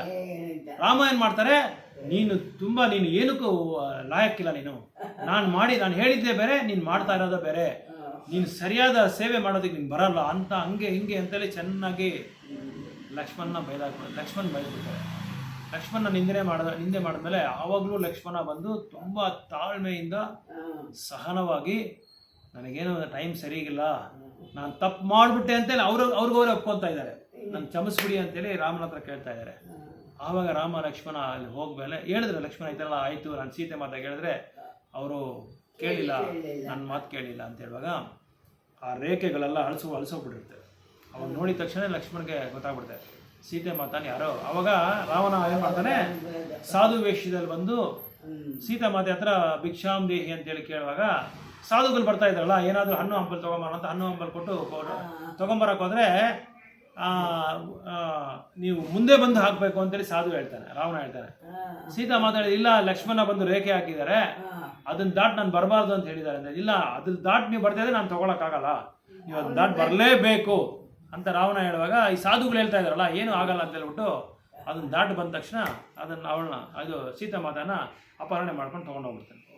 ಆ ತೊಗೊಂಡೋಗುವಾಗ, ನೀನು ಯಾರು ಏನು ಅಂದರೆ, ನಾನು ರಾವಣ ಅಂತೇಳಿ ಅವನ ನಿಜವಾದ ಸ್ವರೂಪಕ್ಕೆ ಬಂದು, ನಾನು ರಾವಣ ಬಂದಿರೋದು ನಿನ್ನ ಲಂಕೆಗೆ ದೊಡ್ಡ ಪಟ್ಟಪ್ರಾಣಿ ಮಾಡ್ತೀನಿ. ಲಂಕೆ ಅಂದ್ರೆ ಏನು ಗೊತ್ತಾ, ಸುವರ್ಣದಿಂದ ಮಾಡಿರೋದು, ಎಲ್ಲ ಚಿನ್ನದಲ್ಲಿ ಮಾಡಿರೋದು, ಬೆಟ್ಟನೇ ದೊಡ್ಡ, ಅವನು ಇದು ಅರಮನೆನೇ ಚಿನ್ನದಲ್ಲಿ ಇರೋದು, ಅದಕ್ಕೆ ಅದಕ್ಕೆ ಸುವರ್ಣ ಲಂಕೆ ಅಂತ ಕೂಡ ಹೆಸರು ಅದಕ್ಕೆ.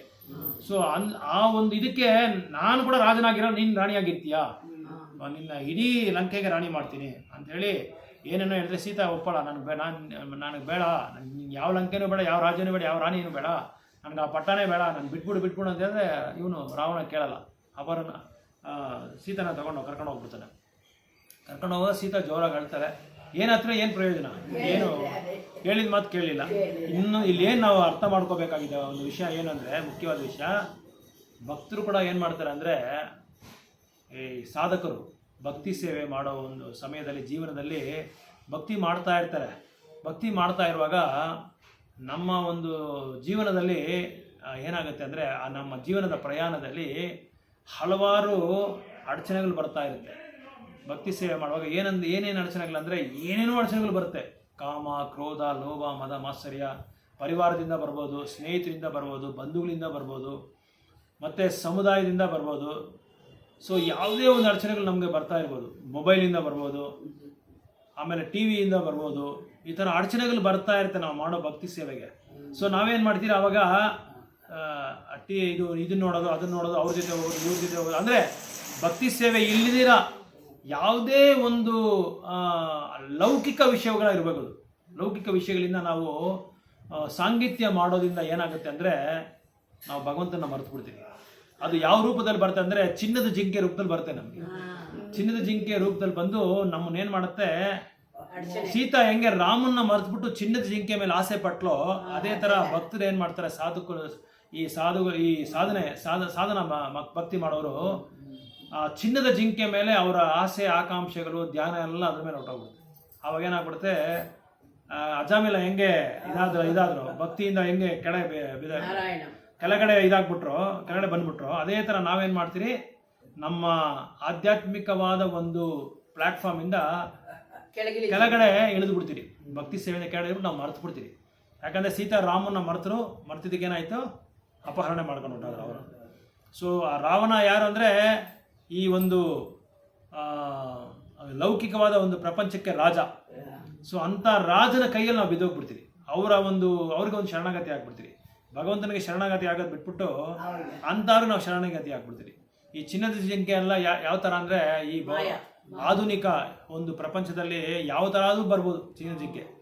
ದೊಡ್ಡ ದೊಡ್ಡ ಮಾಲ್ಗೆ ಹೋಗೋದು, ದೊಡ್ಡ ಇದಕ್ಕೆ ಏನೋ ಸೂಪರ್ ಮಾರ್ಕೆಟ್ಗೆ ಹೋಗೋದು, ಮತ್ತು ಸಿನಿಮಾಗಳಿಗೆ ಹೋಗೋದು, ಸ್ಪೋರ್ಟ್ಸ್ ನೋಡೋದು, ಯಾವುದೇ ರೀತಿಯಲ್ಲಿ ಇರ್ಬೋದು. ನಮಗೆ ಮಾಯಾಗಿ ಗೊತ್ತು ನಾವು ಯಾವುದರಲ್ಲಿ ವೀಕ್ನೆಸ್ ಇದ್ದೀರಿ, ನಾವು ಯಾವುದರಲ್ಲಿ ಕೊರತೆ, ಯಾವುದ್ರ ಮೇಲೆ ನಾವು ಆಸೆ ಹೆಚ್ಚಾಗಿ ಪಟ್ಟಿದ್ದೀರಿ. ಸೊ ಅದು ಆಸ್ತಿ ಮೇಲೆ ಇರ್ಬೋದು, ದುಡ್ಡು ಮೇಲೆ ಇರ್ಬೋದು, ಸಂಪಾದನೆ ಮೇಲೆ ಇರ್ಬೋದು, ಯಾವುದ್ರ ಮೇಲಾದರೂ ಇರ್ಬೋದು. ಈ ಥರ ಒಂದು ವಸ್ತುಗಳ ಮೇಲೆ ಇರ್ಬೋದು.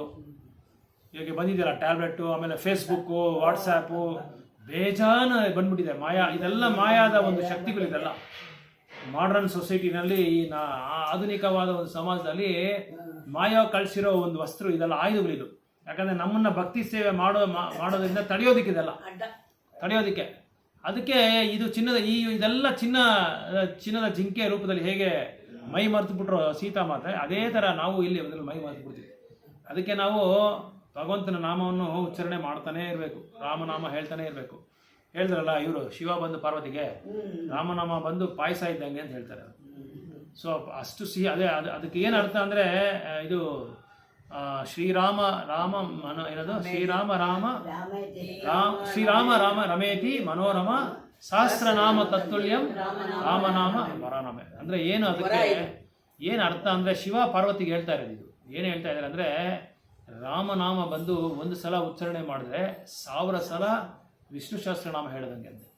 ಅದೇ ಥರ ಒಂದು ಸಲ ಕೃಷ್ಣ ಅಂತ ನಾವು ಉಚ್ಚಾರಣೆ ಮಾಡಿದ್ರೆ 3 ಸಲ ರಾಮ ಅಂತ ಹೇಳೋ ಒಂದು ಸಮಾನ. ಸೊ 3 ಸಲ ರಾಮನಾಮ ಹೇಳೋ ಸಮಾನ ಅಂದರೆ 3000 ಸಲ ವಿಷ್ಣು ನಾಮ ಹೇಳದಂಗೆ ಸಮಾನ. ಅದೇ ಇದಕ್ಕೆ ಅರ್ಥ. ಸೊ ಅದೇ ಸಹಸ್ರನಾಮ. ಸೊ ಶಿವ ಇದನ್ನು ಪಾರ್ವತಿಗೆ ಹೇಳ್ತಾ ಇದ್ದಾರೆ.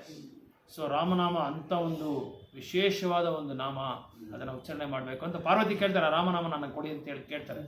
ಆವಾಗ ಇದೆಲ್ಲ ಶಿವ ಬಂದು ಭಗವದ್ಗೀತೆ ಬಗ್ಗೆ ಹೇಳ್ತಾರೆ, ಭಾಗವತಂ ಬಗ್ಗೆ ಹೇಳ್ತಾರೆ, ಗೀತಾ ಮಹಾತ್ಮ್ಯ ಬಗ್ಗೆ ಅವ್ರಿಗೆ ಹೇಳ್ತಾರೆ.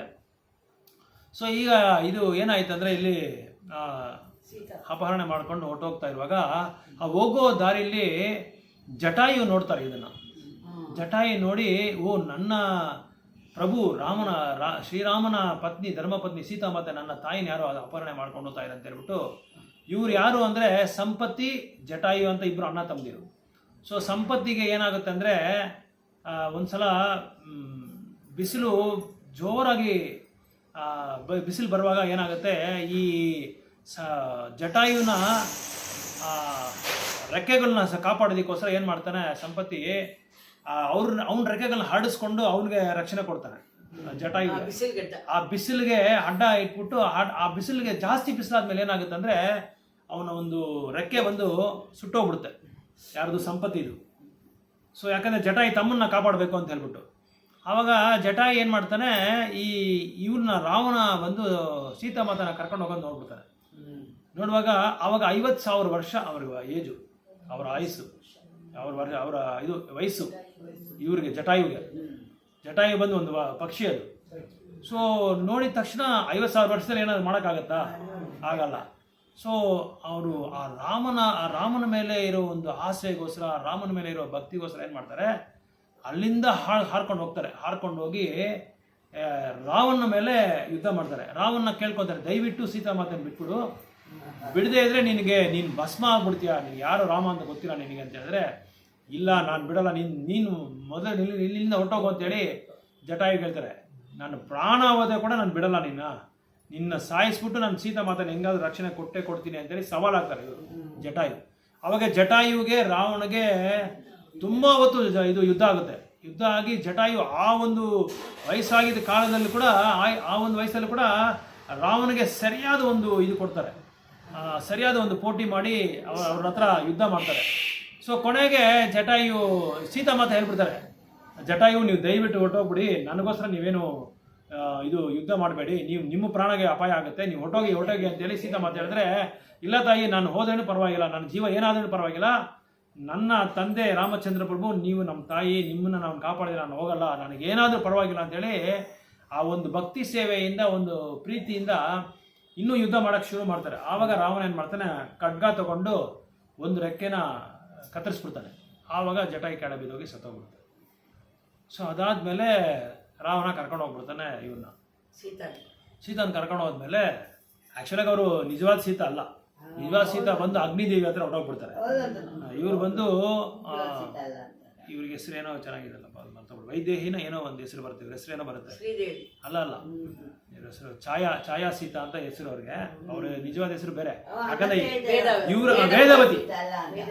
ಯಾಕಂದ್ರೆ ವೇದವತಿ ತುಂಬಾ ಅಂದವತಿ, ತುಂಬಾ ಸೌಂದರ್ಯವತಿ. ಇವಳನ್ನ ಒಂದ್ಸಲ ರಾವಣ ಅವನ ವಾಹನದ ವಿಮಾನದಲ್ಲಿ ಹೋಗುವಾಗ ಈ ವೇದವತಿ ನೋಡ್ಬಿಡ್ತಾರೆ. ಒಂದ್ಸಲ ನೋಡುವಾಗ ಇದು ಈ ಅಸುರರ ಒಂದು ಪ್ರವೃತ್ತಿ ಹೇಗೆ ಅಂದರೆ, ಯಾರಾದರೂ ತುಂಬ ಅಂದವಾಗಿದ್ರೆ ತಕ್ಷಣ ಅವ್ರನ್ನ ಅನುಭವಿಸ್ಬಿಡ್ಬೇಕು.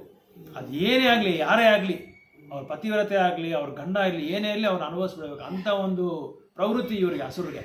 ಅಸುರ ಅಂದರೆ ಅರ್ಥ ಅದ್ರ ಅರ್ಥನೇ ಅದೇ, ಏನೇ ಆಗಲಿ ಅವ್ರು ತಕ್ಷಣ ಪಡೆದ್ಬಿಡ್ಬೇಕು.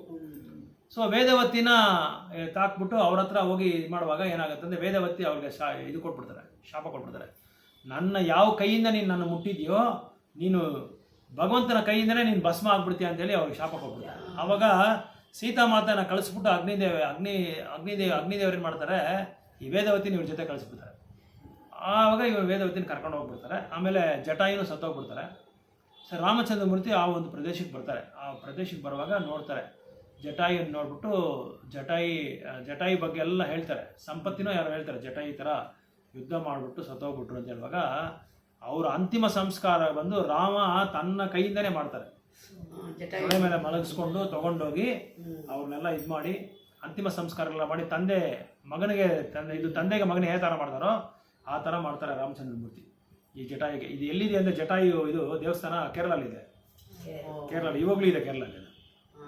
ತುಂಬ ವಿಶೇಷವಾದ ಅಂತ ಯಾರಿಗೂ ಗೊತ್ತಿಲ್ಲ, ತುಂಬ ಜನಕ್ಕೆ ಗೊತ್ತಿಲ್ಲ. ಇದು ಕೇರಳಲ್ಲಿದೆ. ಇದು ಅದೇ ಥರ ಇದ್ರದ ಬಗ್ಗೆ ಎಲ್ಲ ಅದು ಜಟಾಯು ಥರನೇ, ಆ ಪಕ್ಷಿ ಥರನೇ ಒಂದು ದೇವಸ್ಥಾನ ಅಲ್ಲಿ ಕಟ್ಟಿದ್ದಾರೆ, ಅಲ್ಲಿ ಕೇರಳಲ್ಲಿದೆ. ಸೊ ಈ ಜಟಾಯುವುದು ಕತೆ ಮುಗೀತು. ಆಮೇಲೆ ಈ ಲಂಕಾಗ ತಗೊಂಡೋಗಿ ಅಶೋಕ ವಾಟಿಕ ಅಂತ ಒಂದು ಜಾಗದಲ್ಲಿ ಸುತ್ತಮುತ್ತ ಎಲ್ಲ ರಾಕ್ಷಸಿಗಳನ್ನ, ರಾಕ್ಷಸಿಗಳನ್ನ ಇದು ರಕ್ಷಣೆಗೆ ಇಟ್ಬಿಟ್ಟು ರಾವಣ ಹೊರಟೋದ್ಮೇಲೆ ಇಲ್ಲಿ ಏನಾಗುತ್ತೆ ಅಂದರೆ, ರಾಮ ಹುಡ್ಕೊಂಡು ಬರುವಾಗ ಜಟಾಯುವಿಂದ ಗೊತ್ತಾಗುತ್ತೆ ಇಲ್ಲಿದೆ ಅಂತ. ಸೊ ರಾವಣ ಕರ್ಕೊಂಡು ಹೋಗಿದ್ದಾನೆ ಅಂತ ಹೇಳಿ ರಾಮ ಬಂದು ತುಂಬ ಶೋಕದಲ್ಲಿ ಬಿದ್ದೋಗ್ಬಿಡ್ತಾರೆ. ಹತ್ಕೊಂಡು ಸೀತಾಮಾತೆ ಹೊರಟೋದ್ರು ಅಂತೇಳಿ, ನಾನು ಯಾವ ಥರ, ನಾನು ಹೆಂಗೆ, ಯಾಕಂದರೆ ಈಗ ಭಗವಂತ ಭಕ್ತರನ್ನ ತನ್ನ ಲೋಕಕ್ಕೆ ಬಾ ಅಂತ ಹೇಳಿ ಪ್ರೀತಿಯಿಂದ ಕರೀತಾರೆ. ಆದರೆ ಇಲ್ಲಿ ಪ್ರಜೆಗಳು ಏನು ಮಾಡ್ತಾರೆ, ಲೌಕಿಕವಾದ ಆಸೆಗಳಿಂದ ಕಾಮಗಳಿಂದ ಏನು ಮಾಡ್ತಾರೆ, ಭಗವಂತ ಬಾ ಅಂದ್ರೆ ನಾವು ಬರ್ತಾ ಹೋಗ್ತಾ ಇಲ್ಲ. ನಮಗೆ ಇಲ್ಲಿ ತಂದೆ ತಾಯಿ ಮಕ್ಕಳು ಸಂಸಾರ ಸಾಗರ ಇದೆ. ಈ ಸಂಸಾರ ಸಾಗರದಲ್ಲಿ ನಾವು ಬಿದ್ದೋಗ್ಬಿಟ್ಟಿದ್ದೀವಿ. ಅದರಿಂದ ನಾವು ಭಗವಂತ ಹತ್ರ ಹೋಗೋದಕ್ಕೆ ನಮ್ಗೆ ಆಸೆ ಇಲ್ಲ. ಇಲ್ಲೇ ಇನ್ನು ಅವ್ರು ನೋಡ್ಕೊಳ್ಳೋಣ ಇವ್ರು ನೋಡ್ಕೊಳ್ಳೋಣ, ನನ್ನ ಮಕ್ಳ ಮದುವೆ ಆಗಲಿ, ಅವ್ರ ಮಕ್ಳ ಮದುವೆ ಆಗಲಿ, ಅವ್ರ ಮಕ್ಳ ಮದುವೆ ಆಗಲಿ, ಅವ್ರು ಬಿಟ್ಬಿಟ್ಟು ಹೋಗ್ಬಿಟ್ರೆ ಯಾರು ಏನೋ ಆಗ್ಬಿಡ್ತು, ಅವ್ರು ಯಾರು ಇದು ಮಾಡ್ತಾರೆ ರಕ್ಷಣೆ ಕೊಡ್ತಾರೋ, ನಾನು ಸಂಪಾದಿಸಿದಲ್ಲ ಏನಾಗ್ಬಿಡ್ತು, ಇದೆಲ್ಲ ಹಾಳು ಮಾಡ್ಬಿಡ್ತಾರೋ ಅಂತ ಇದೆಲ್ಲ ಭಯ ನಮ್ಗೆ ಎಲ್ರಿಗೂ ಅಷ್ಟೇ. ಪ್ರತಿಯೊಬ್ಬರಿಗೂ ಆ ಒಂದು ಯೋಚನೆ ಇದ್ದೇ ಇರುತ್ತೆ. ಅದರಿಂದ ನಾವೇನು ಮಾಡ್ಬಿಡ್ತೀರಿ, ಈ ಲೌಕಿಕವಾದ ಪ್ರಪಂಚದಲ್ಲೇ ಹಿಂಗೆ ಮುಳುಗೋಗ್ಬಿಡ್ತೀವಿ ನಾವು, ಭಗವಂತನ ಮರೆತುಬಿಟ್ಟು ಮುಳುಗೋಗ್ಬಿಡ್ತೀವಿ. ಆದರೆ ಎಷ್ಟು ದಿನ ಇಲ್ಲಿರೋಕ್ಕಾಗುತ್ತೆ? ಇಲ್ಲಿ ಇದು ನಮ್ಮ ಸ್ವಂತ ಜಾಗ ಅಂತ ಹೇಳಿ ಇಲ್ಲೇ ಇದಕ್ಕಾಗತ್ತಾ? ನಮ್ಮ ಮನೆ ಇರ್ಬೋದು, ಸ್ವಂತ ಮನೆ ಇರ್ಬೋದು, ರಿಜಿಸ್ಟರ್ ಆಗಿರ್ಬೋದು ನಮ್ಮ ಮನೇಲಿ. ಆದರೆ ನಾವಿರ್ತೀರಾ? ಶಾಶ್ವತವಾಗಿ ಇರೋಕ್ಕಾಗತ್ತಾ? ಇರೋಕ್ಕಾಗಲ್ಲ. ಎಲ್ಲದಕ್ಕೂ ಒಂದು ಸಮಯ ಇರುತ್ತೆ. ಆ ಸಮಯ ಆದ್ಮೇಲೆ ನಾವು ಹೋಗ್ತಾ ಇರ್ಬೇಕು. ಅದಕ್ಕೆ ನಾವೇನು ಒಂದು ನಿರ್ಧಾರಕ್ಕೆ ಬರ್ಬೇಕಾದ್ರೆ ಇರೋವರೆಗೂ ಅವ್ರಿಗೆ ಭಗವಂತನ ಭಕ್ತಿ ಸೇವೆ ಕೊಡೋಣ, ನಾವು ಭಕ್ತಿ ಸೇವೆನಲ್ಲಿ ಇರೋಣ. ಇದ್ಬಿಟ್ಟು ಎಲ್ಲರೂ ಭಕ್ತಿ ಸೇವೆ, ಎಲ್ಲರೂ ಸೇರಿ ಭಕ್ತಿ ಸೇವೆ ಮಾಡಿಕೊಂಡು ಭಗವಂತನ ಹತ್ರ ಹೋಗೋದಕ್ಕೆ ನಾವು ಪ್ರಯತ್ನ ಪಡ್ಕೊಂಡು ದಾರಿ ನೋಡ್ಕೊಂಡು ಹೋಗ್ತಾ ಇರಬೇಕು. ಸೊ ಇದರಲ್ಲಿ ರಾಮ ತುಂಬ ಇದಾಗುವಾಗ ಲಕ್ಷ್ಮಣ ಸ್ವಲ್ಪ ಸಮಾಧಾನ ಮಾಡ್ತಾನೆ. ಏನು ಸಮಾಧಾನ ಮಾಡ್ದೇನೋ ರಾಮನಿಗೆ ಸಮಾಧಾನ ಆಗಲ್ಲ. ಯಾಕಂದರೆ ಸೀತಾ ಮಾತೆ ಅಂದರೆ ತುಂಬ ಪ್ರೀತಿ, ಅಂಥವ್ರನ್ನೇ ಕರ್ಕೊಂಡು ಹೋಗ್ಬಿಟ್ಟಲ್ಲ ಇವನು ಅಂಥೇಳಿ ತುಂಬ ಶೋಕದಲ್ಲಿರುವಾಗ ಕಿಷ್ಕಿಂಧ ಕಾಂಡ ಹತ್ರ ಹೋಗೋಕ್ಕೆ ಹತ್ರ ಬಂದ್ಬಿಡ್ತಾರೆ. ಅಲ್ಲಿ ಹೋಗುವಾಗ ರಾಮನಿಗೆ ಯಾರಾದರೂ ಸಹಾಯ ಬೇಕು ಅಂತೇಳಿ ಏನು ಮಾಡ್ತಾನೆ, ಅಲ್ಲಿ ಕಿಷ್ಕಿಂಧ ಕಾಂಡದಲ್ಲಿ ರಾಜ ಯಾರು ಅಂದರೆ ಅವನ ಹೆಸರೇನು, ಸೂರ್ಯನ ಮಗ ವಾಲಿ, ಸುಗ್ರೀವ ರಾಜ ಅಲ್ಲಿ. ಸೊ ಇದಕ್ಕೆ ಮುಂದೆ ಇಲ್ಲಿ ಈ ಕಿಷ್ಕಿಂಧ ಕಾಂಡದಲ್ಲಿ ಏನು ಒಂದು ಆಗಿದೆ ಅಂದರೆ, ಸುಗ್ರೀವ ವಾಲಿ ಬಂದು ಅಣ್ಣ ತಮ್ಮದಿರು, ಇವರಿಬ್ಬರಿಗೂ ಒಂದು ಸಮಸ್ಯೆ ಇರುತ್ತೆ. ಸುಗ್ರೀವನ ಹೆಂಡತಿನ ವಾಲಿ ಕರ್ಕೊಂಡು ಹೋಗ್ಬಿಟ್ಟ ಅಂಥೇಳಿ ವಾಲಿಗೆ ಸುಗ್ರೀವನಿಗೆ ಯುದ್ಧ ಆಗ್ತದೆ. ಅವರಿಬ್ಬರಿಗೂ ಯುದ್ಧ ಆಗುವಾಗ ವಾಲಿ ಏನು ಮಾಡ್ತಾನೆ, ತುಂಬ ಬಲವಂತ ವಾಲಿ. ಯಾರು ಅವನ ಮುಂದೆ ಯುದ್ಧ ಮಾಡ್ತಾ ಇದ್ದಾನೋ ಆ ವಿರೋಧಿ ಅರ್ಧ ಶಕ್ತಿ ಇವನಿಗೆ ಬಂದ್ಬಿಡುತ್ತೆ ವಾಲಿಗೆ. ಸರಿ, ವಾಲಿ ಏನು ಮಾಡ್ತಾನೆ, ಸುಗ್ರೀವನ್ನ ಯುದ್ಧ ಮಾಡುವಾಗ ಅವನ್ನ ಸೋಲಿಸ್ಬಿಟ್ಟು ಸುಗ್ರೀವ ಏನು ಮಾಡ್ತಾನೆ, ಓಡ್ ಬಂದ್ಬಿಡ್ತಾನೆ. ಯಾಕಂದರೆ ಗೊತ್ತಾಗ್ಬಿಡ್ತದೆ ವಾಲಿ ಜೊತೆ ಯಾರೂ ಯುದ್ಧ ಮಾಡೋಕ್ಕಾಗಲ್ಲ ಅಂತ. ವಾಲಿ ಅಷ್ಟೊಂದು ಬಲವಂತ. ಸೊ ಓಡ್ ಬಂದ್ಬಿಟ್ಟು ಏನು ಮಾಡ್ತಾನೆ, ಒಂದು ಗುಹೆಯಲ್ಲಿ ಒಡೆ ಸೇರ್ಕೊಂಡ್ಬಿಡ್ತಾನೆ. ಗುಹೆಯಲ್ಲಿ ಒಡೆ ಸೇರ್ಕೊಂಡ್ಬಿಟ್ಟು ವಾಲಿ ಬರ್ದಿರಂಗೆ ಮಾಡ್ಕೊಂಡ್ಬಿಡ್ತಾನೆ. ಅಲ್ಲಿ ಒಂದು ಸ್ಥಳ ಇದೆ, ಆ ಸ್ಥಳ ಹೆಸರು ಮರ್ತೋಗ್ಬಿಟ್ಟೆ. ಆ ಸ್ಥಳದಲ್ಲಿ ಬಂದರೆ ಎಲ್ಲ ಕಡೆ, ಎಲ್ಲ ಐಲ್ಯಾಂಡ್, ಎಲ್ಲ ತೀವಿನಲ್ಲಿ, ಎಲ್ಲ ಏನದು ಗುಹೆನಲ್ಲಿ ಓಡಾಡ್ಕೊಂಡು ಬರುವಾಗ ಇವನು ಅಟ್ಟಿಸ್ಕೊಂಡೇ ಬರ್ತಾನೆ ವಾಲಿ. ಆದರೆ ಒಂದೇ ಒಂದು ಸ್ಥಳದಲ್ಲಿ ಮಾತ್ರ ವಾಲಿ ಬರಲ್ಲ. ಯಾಕೆ ಬರಲ್ಲ ಅಂದರೆ ಅಲ್ಲಿ ಒಬ್ಬರು ಇರ್ತಾರೆ. ಆ ಮುನಿ ಇವನಿಗೆ ಶಾಪ ಕೊಟ್ಬಿಟ್ಟಿದ್ದಾರೆ ವಾಲಿಗೆ. ಈ ಒಂದು ಸ್ಥಳದಲ್ಲಿ ನೀನು ಯಾವಾಗ ಬಂದರೂ ನೀನು ಜೀವ ಕಳ್ಕೊಂಡ್ಬಿಡ್ತೀಯ ಅಂಥೇಳಿ. ಯಾಕಂದರೆ ಅಲ್ಲಿ ಅವ್ರು ತಪಸ್ಸೆ ಮಾಡುವಾಗ ವಾಲಿ ಯಾರನ್ನೋ ಒಬ್ಬರನ್ನ ಸಂಹರಣೆ ಮಾಡಿಬಿಟ್ಟು ಆ ಹೆಣ ಎತ್ತಿ ಅವ್ರ ಮೇಲೆ ಹಾಕ್ಬಿಡ್ತಾನೆ. ಅವರು ತಪಸ್ಸೆ ಮಾಡ್ತಾ ಇರುವಾಗ ಅವ್ರಿಗೆ ಭಂಗ ಆಗ್ಬಿಡುತ್ತೆ. ಅದಕ್ಕೆ ಶಾಪ ಕೊಟ್ಬಿಡ್ತಾರೆ. ಅದ್ರ ಹೆಸರು ಏನೋ ಚೆನ್ನಾಗಿದೆ ಅದು. ಆ ಜಾಗದಲ್ಲಿ ಮಾತ್ರ ವಾಲಿ ಬರಲ್ಲ. ಯಾಕಂದರೆ ಅಲ್ಲಿ ಬಂದರೆ ಅವರು ಸತ್ತೋಗ್ಬಿಡ್ತಾನೆ. ಅದಕ್ಕೆ ಏನು ಮಾಡ್ತಾನೆ, ಆ ಒಂದು ಜಾಗದಲ್ಲಿ ಸುಗ್ರೀವ ಬಂದು ಅಲ್ಲಿ ತಪ್ಪಿಸ್ಕೊಂಡ್ಬಿಡ್ತಾನೆ. ಅಲ್ಲಿ ಬಂದ್ಬಿಟ್ಟು ಅವರು ಅವಸ್ಕೊಂಡ್ಬಿಡ್ತಾರೆ. ಆಮೇಲೆ ಒಂದು ದೊಡ್ಡ ಗುಹೆನಲ್ಲಿ ಗುಹೆ ಒಳಗಡೆ ವಾಲಿ ಒಳಗಡೆ ಹೋಗುವಾಗ ಸುಗ್ರೀವ ಏನು ಮಾಡ್ತಾನೆ, ದೊಡ್ಡ ಕಲ್ಲಿಟ್ಬಿಟ್ಟು ಬಂದ್ಬಿಡ್ತಾನೆ ಅಲ್ಲಿ, ವಾಲಿ ಬರಬಾರ್ದು ಅಂತೇಳಿ. ಬಂದ್ಬಿಟ್ಟು ಏನು ಮಾಡ್ತಾನೆ, ಇವನು ರಾಜ ಆಗ್ಬಿಡ್ತಾನೆ. ಸೊ ರಾಜ ಆಗಿ ಕಿಷ್ಕಿಂಧಾಗೆ ವಾನರ ಸೈನ್ಯಕ್ಕೆ ಇವನು ರಾಜ ಆಗ್ಬಿಟ್ಟು ಅವನು ಪರಿಪಾಲನೆ ಮಾಡ್ತಾ ಇರ್ತಾನೆ. ಹೀಗಿರುವಾಗ ಸುಗ್ರೀವ ಏನು ಮಾಡ್ತಾನೆ, ಈ ರಾಮ ಲಕ್ಷ್ಮಣ ಬರೋದನ್ನು ಅವ್ರಿಗೆ ಗೊತ್ತಿಲ್ಲ ಸುಗ್ರೀವಗೆ ಯಾರು ಅಂತ. ರಾಮ ಲಕ್ಷ್ಮಣ ಬಗ್ಗೆ ಗೊತ್ತಿಲ್ದಿರ ಹನುಮಂತ ಅಲ್ಲಿ ಬಂದು ಮುಖ್ಯಮಂತ್ರಿ ಆಗಿರ್ತಾನೆ.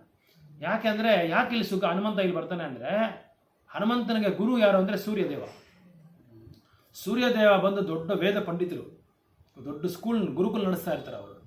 ಅಲ್ಲಿ ಹನುಮಂತ ವೇದಾಂತಗಳೆಲ್ಲ ಕಲ್ತಿರ್ತಾರೆ ಇವ್ರ ಹತ್ರ, ಸೂರ್ಯದೇವನ ಹತ್ರ ಕಲ್ತ್ಕೊಂಡು ತುಂಬ ಉತ್ತಮ ಶ್ರೇಣಿಯಾದ ಒಂದು ವಿದ್ಯಾರ್ಥಿಯಾಗಿ ಒಳ್ಳೆ ಹೆಸರು ಪಡ್ಕೊತಾರೆ ಸೂರ್ಯದೇವನ ಹತ್ರ.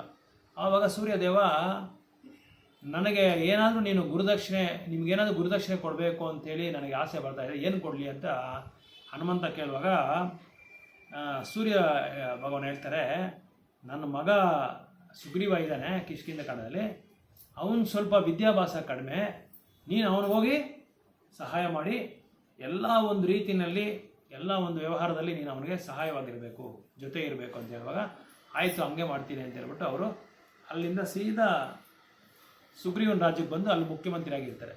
ಸೊ ಹನುಮಂತ ತುಂಬ ಬುದ್ಧಿಶಾಲಿ, ದೊಡ್ಡ ವೇದ ಪಂಡಿತರು. ಹನುಮಂತನಿಗೆ ಗೊತ್ತಿದ್ರೆ ವೇದನೇ ಇಲ್ಲ, ಯಾಕಂದರೆ ಸೂರ್ಯ ಭಗವಾನ್ ಗುರು ಅಲ್ವಾ, ಅವ್ರ ಹತ್ರ ಕಲ್ತ್ಕೊಂಡು ಇಲ್ಲಿ ಬಂದ್ಬಿಡ್ತಾರೆ. ಅಲ್ಲಿ ಬಂದಮೇಲೆ ಹನುಮಾನು ಅವ್ರ ಹತ್ರ ಇರ್ತಾರೆ. ಅವಾಗ ಇವರಿಬ್ಬರು ಬರೋದು ನೋಡ್ಬಿಟ್ಟು, ಕಿಷ್ಕಿಂಧ ಖಂಡ ಅಂತ ಬರೋದು ನೋಡ್ಬಿಟ್ಟು ಸುಗ್ರೀವನಿಗೆ ಅಷ್ಟು ಜ್ಞಾನ ಇಲ್ಲ, ಅಜ್ಞಾನದಲ್ಲಿ ಇರ್ತಾನೆ. ಯಾರೋ ಹೊಸದಾಗಿ ಇಬ್ಬರು ಬರ್ತಾ ಇದ್ದಾರೆ, ಅವ್ರನ್ನ ಹೋಗಿ ಫಸ್ಟು ಇದು ಮಾಡ್ಬಿಡು, ಹೊರಗಡೆ ಕಳ್ಸಿ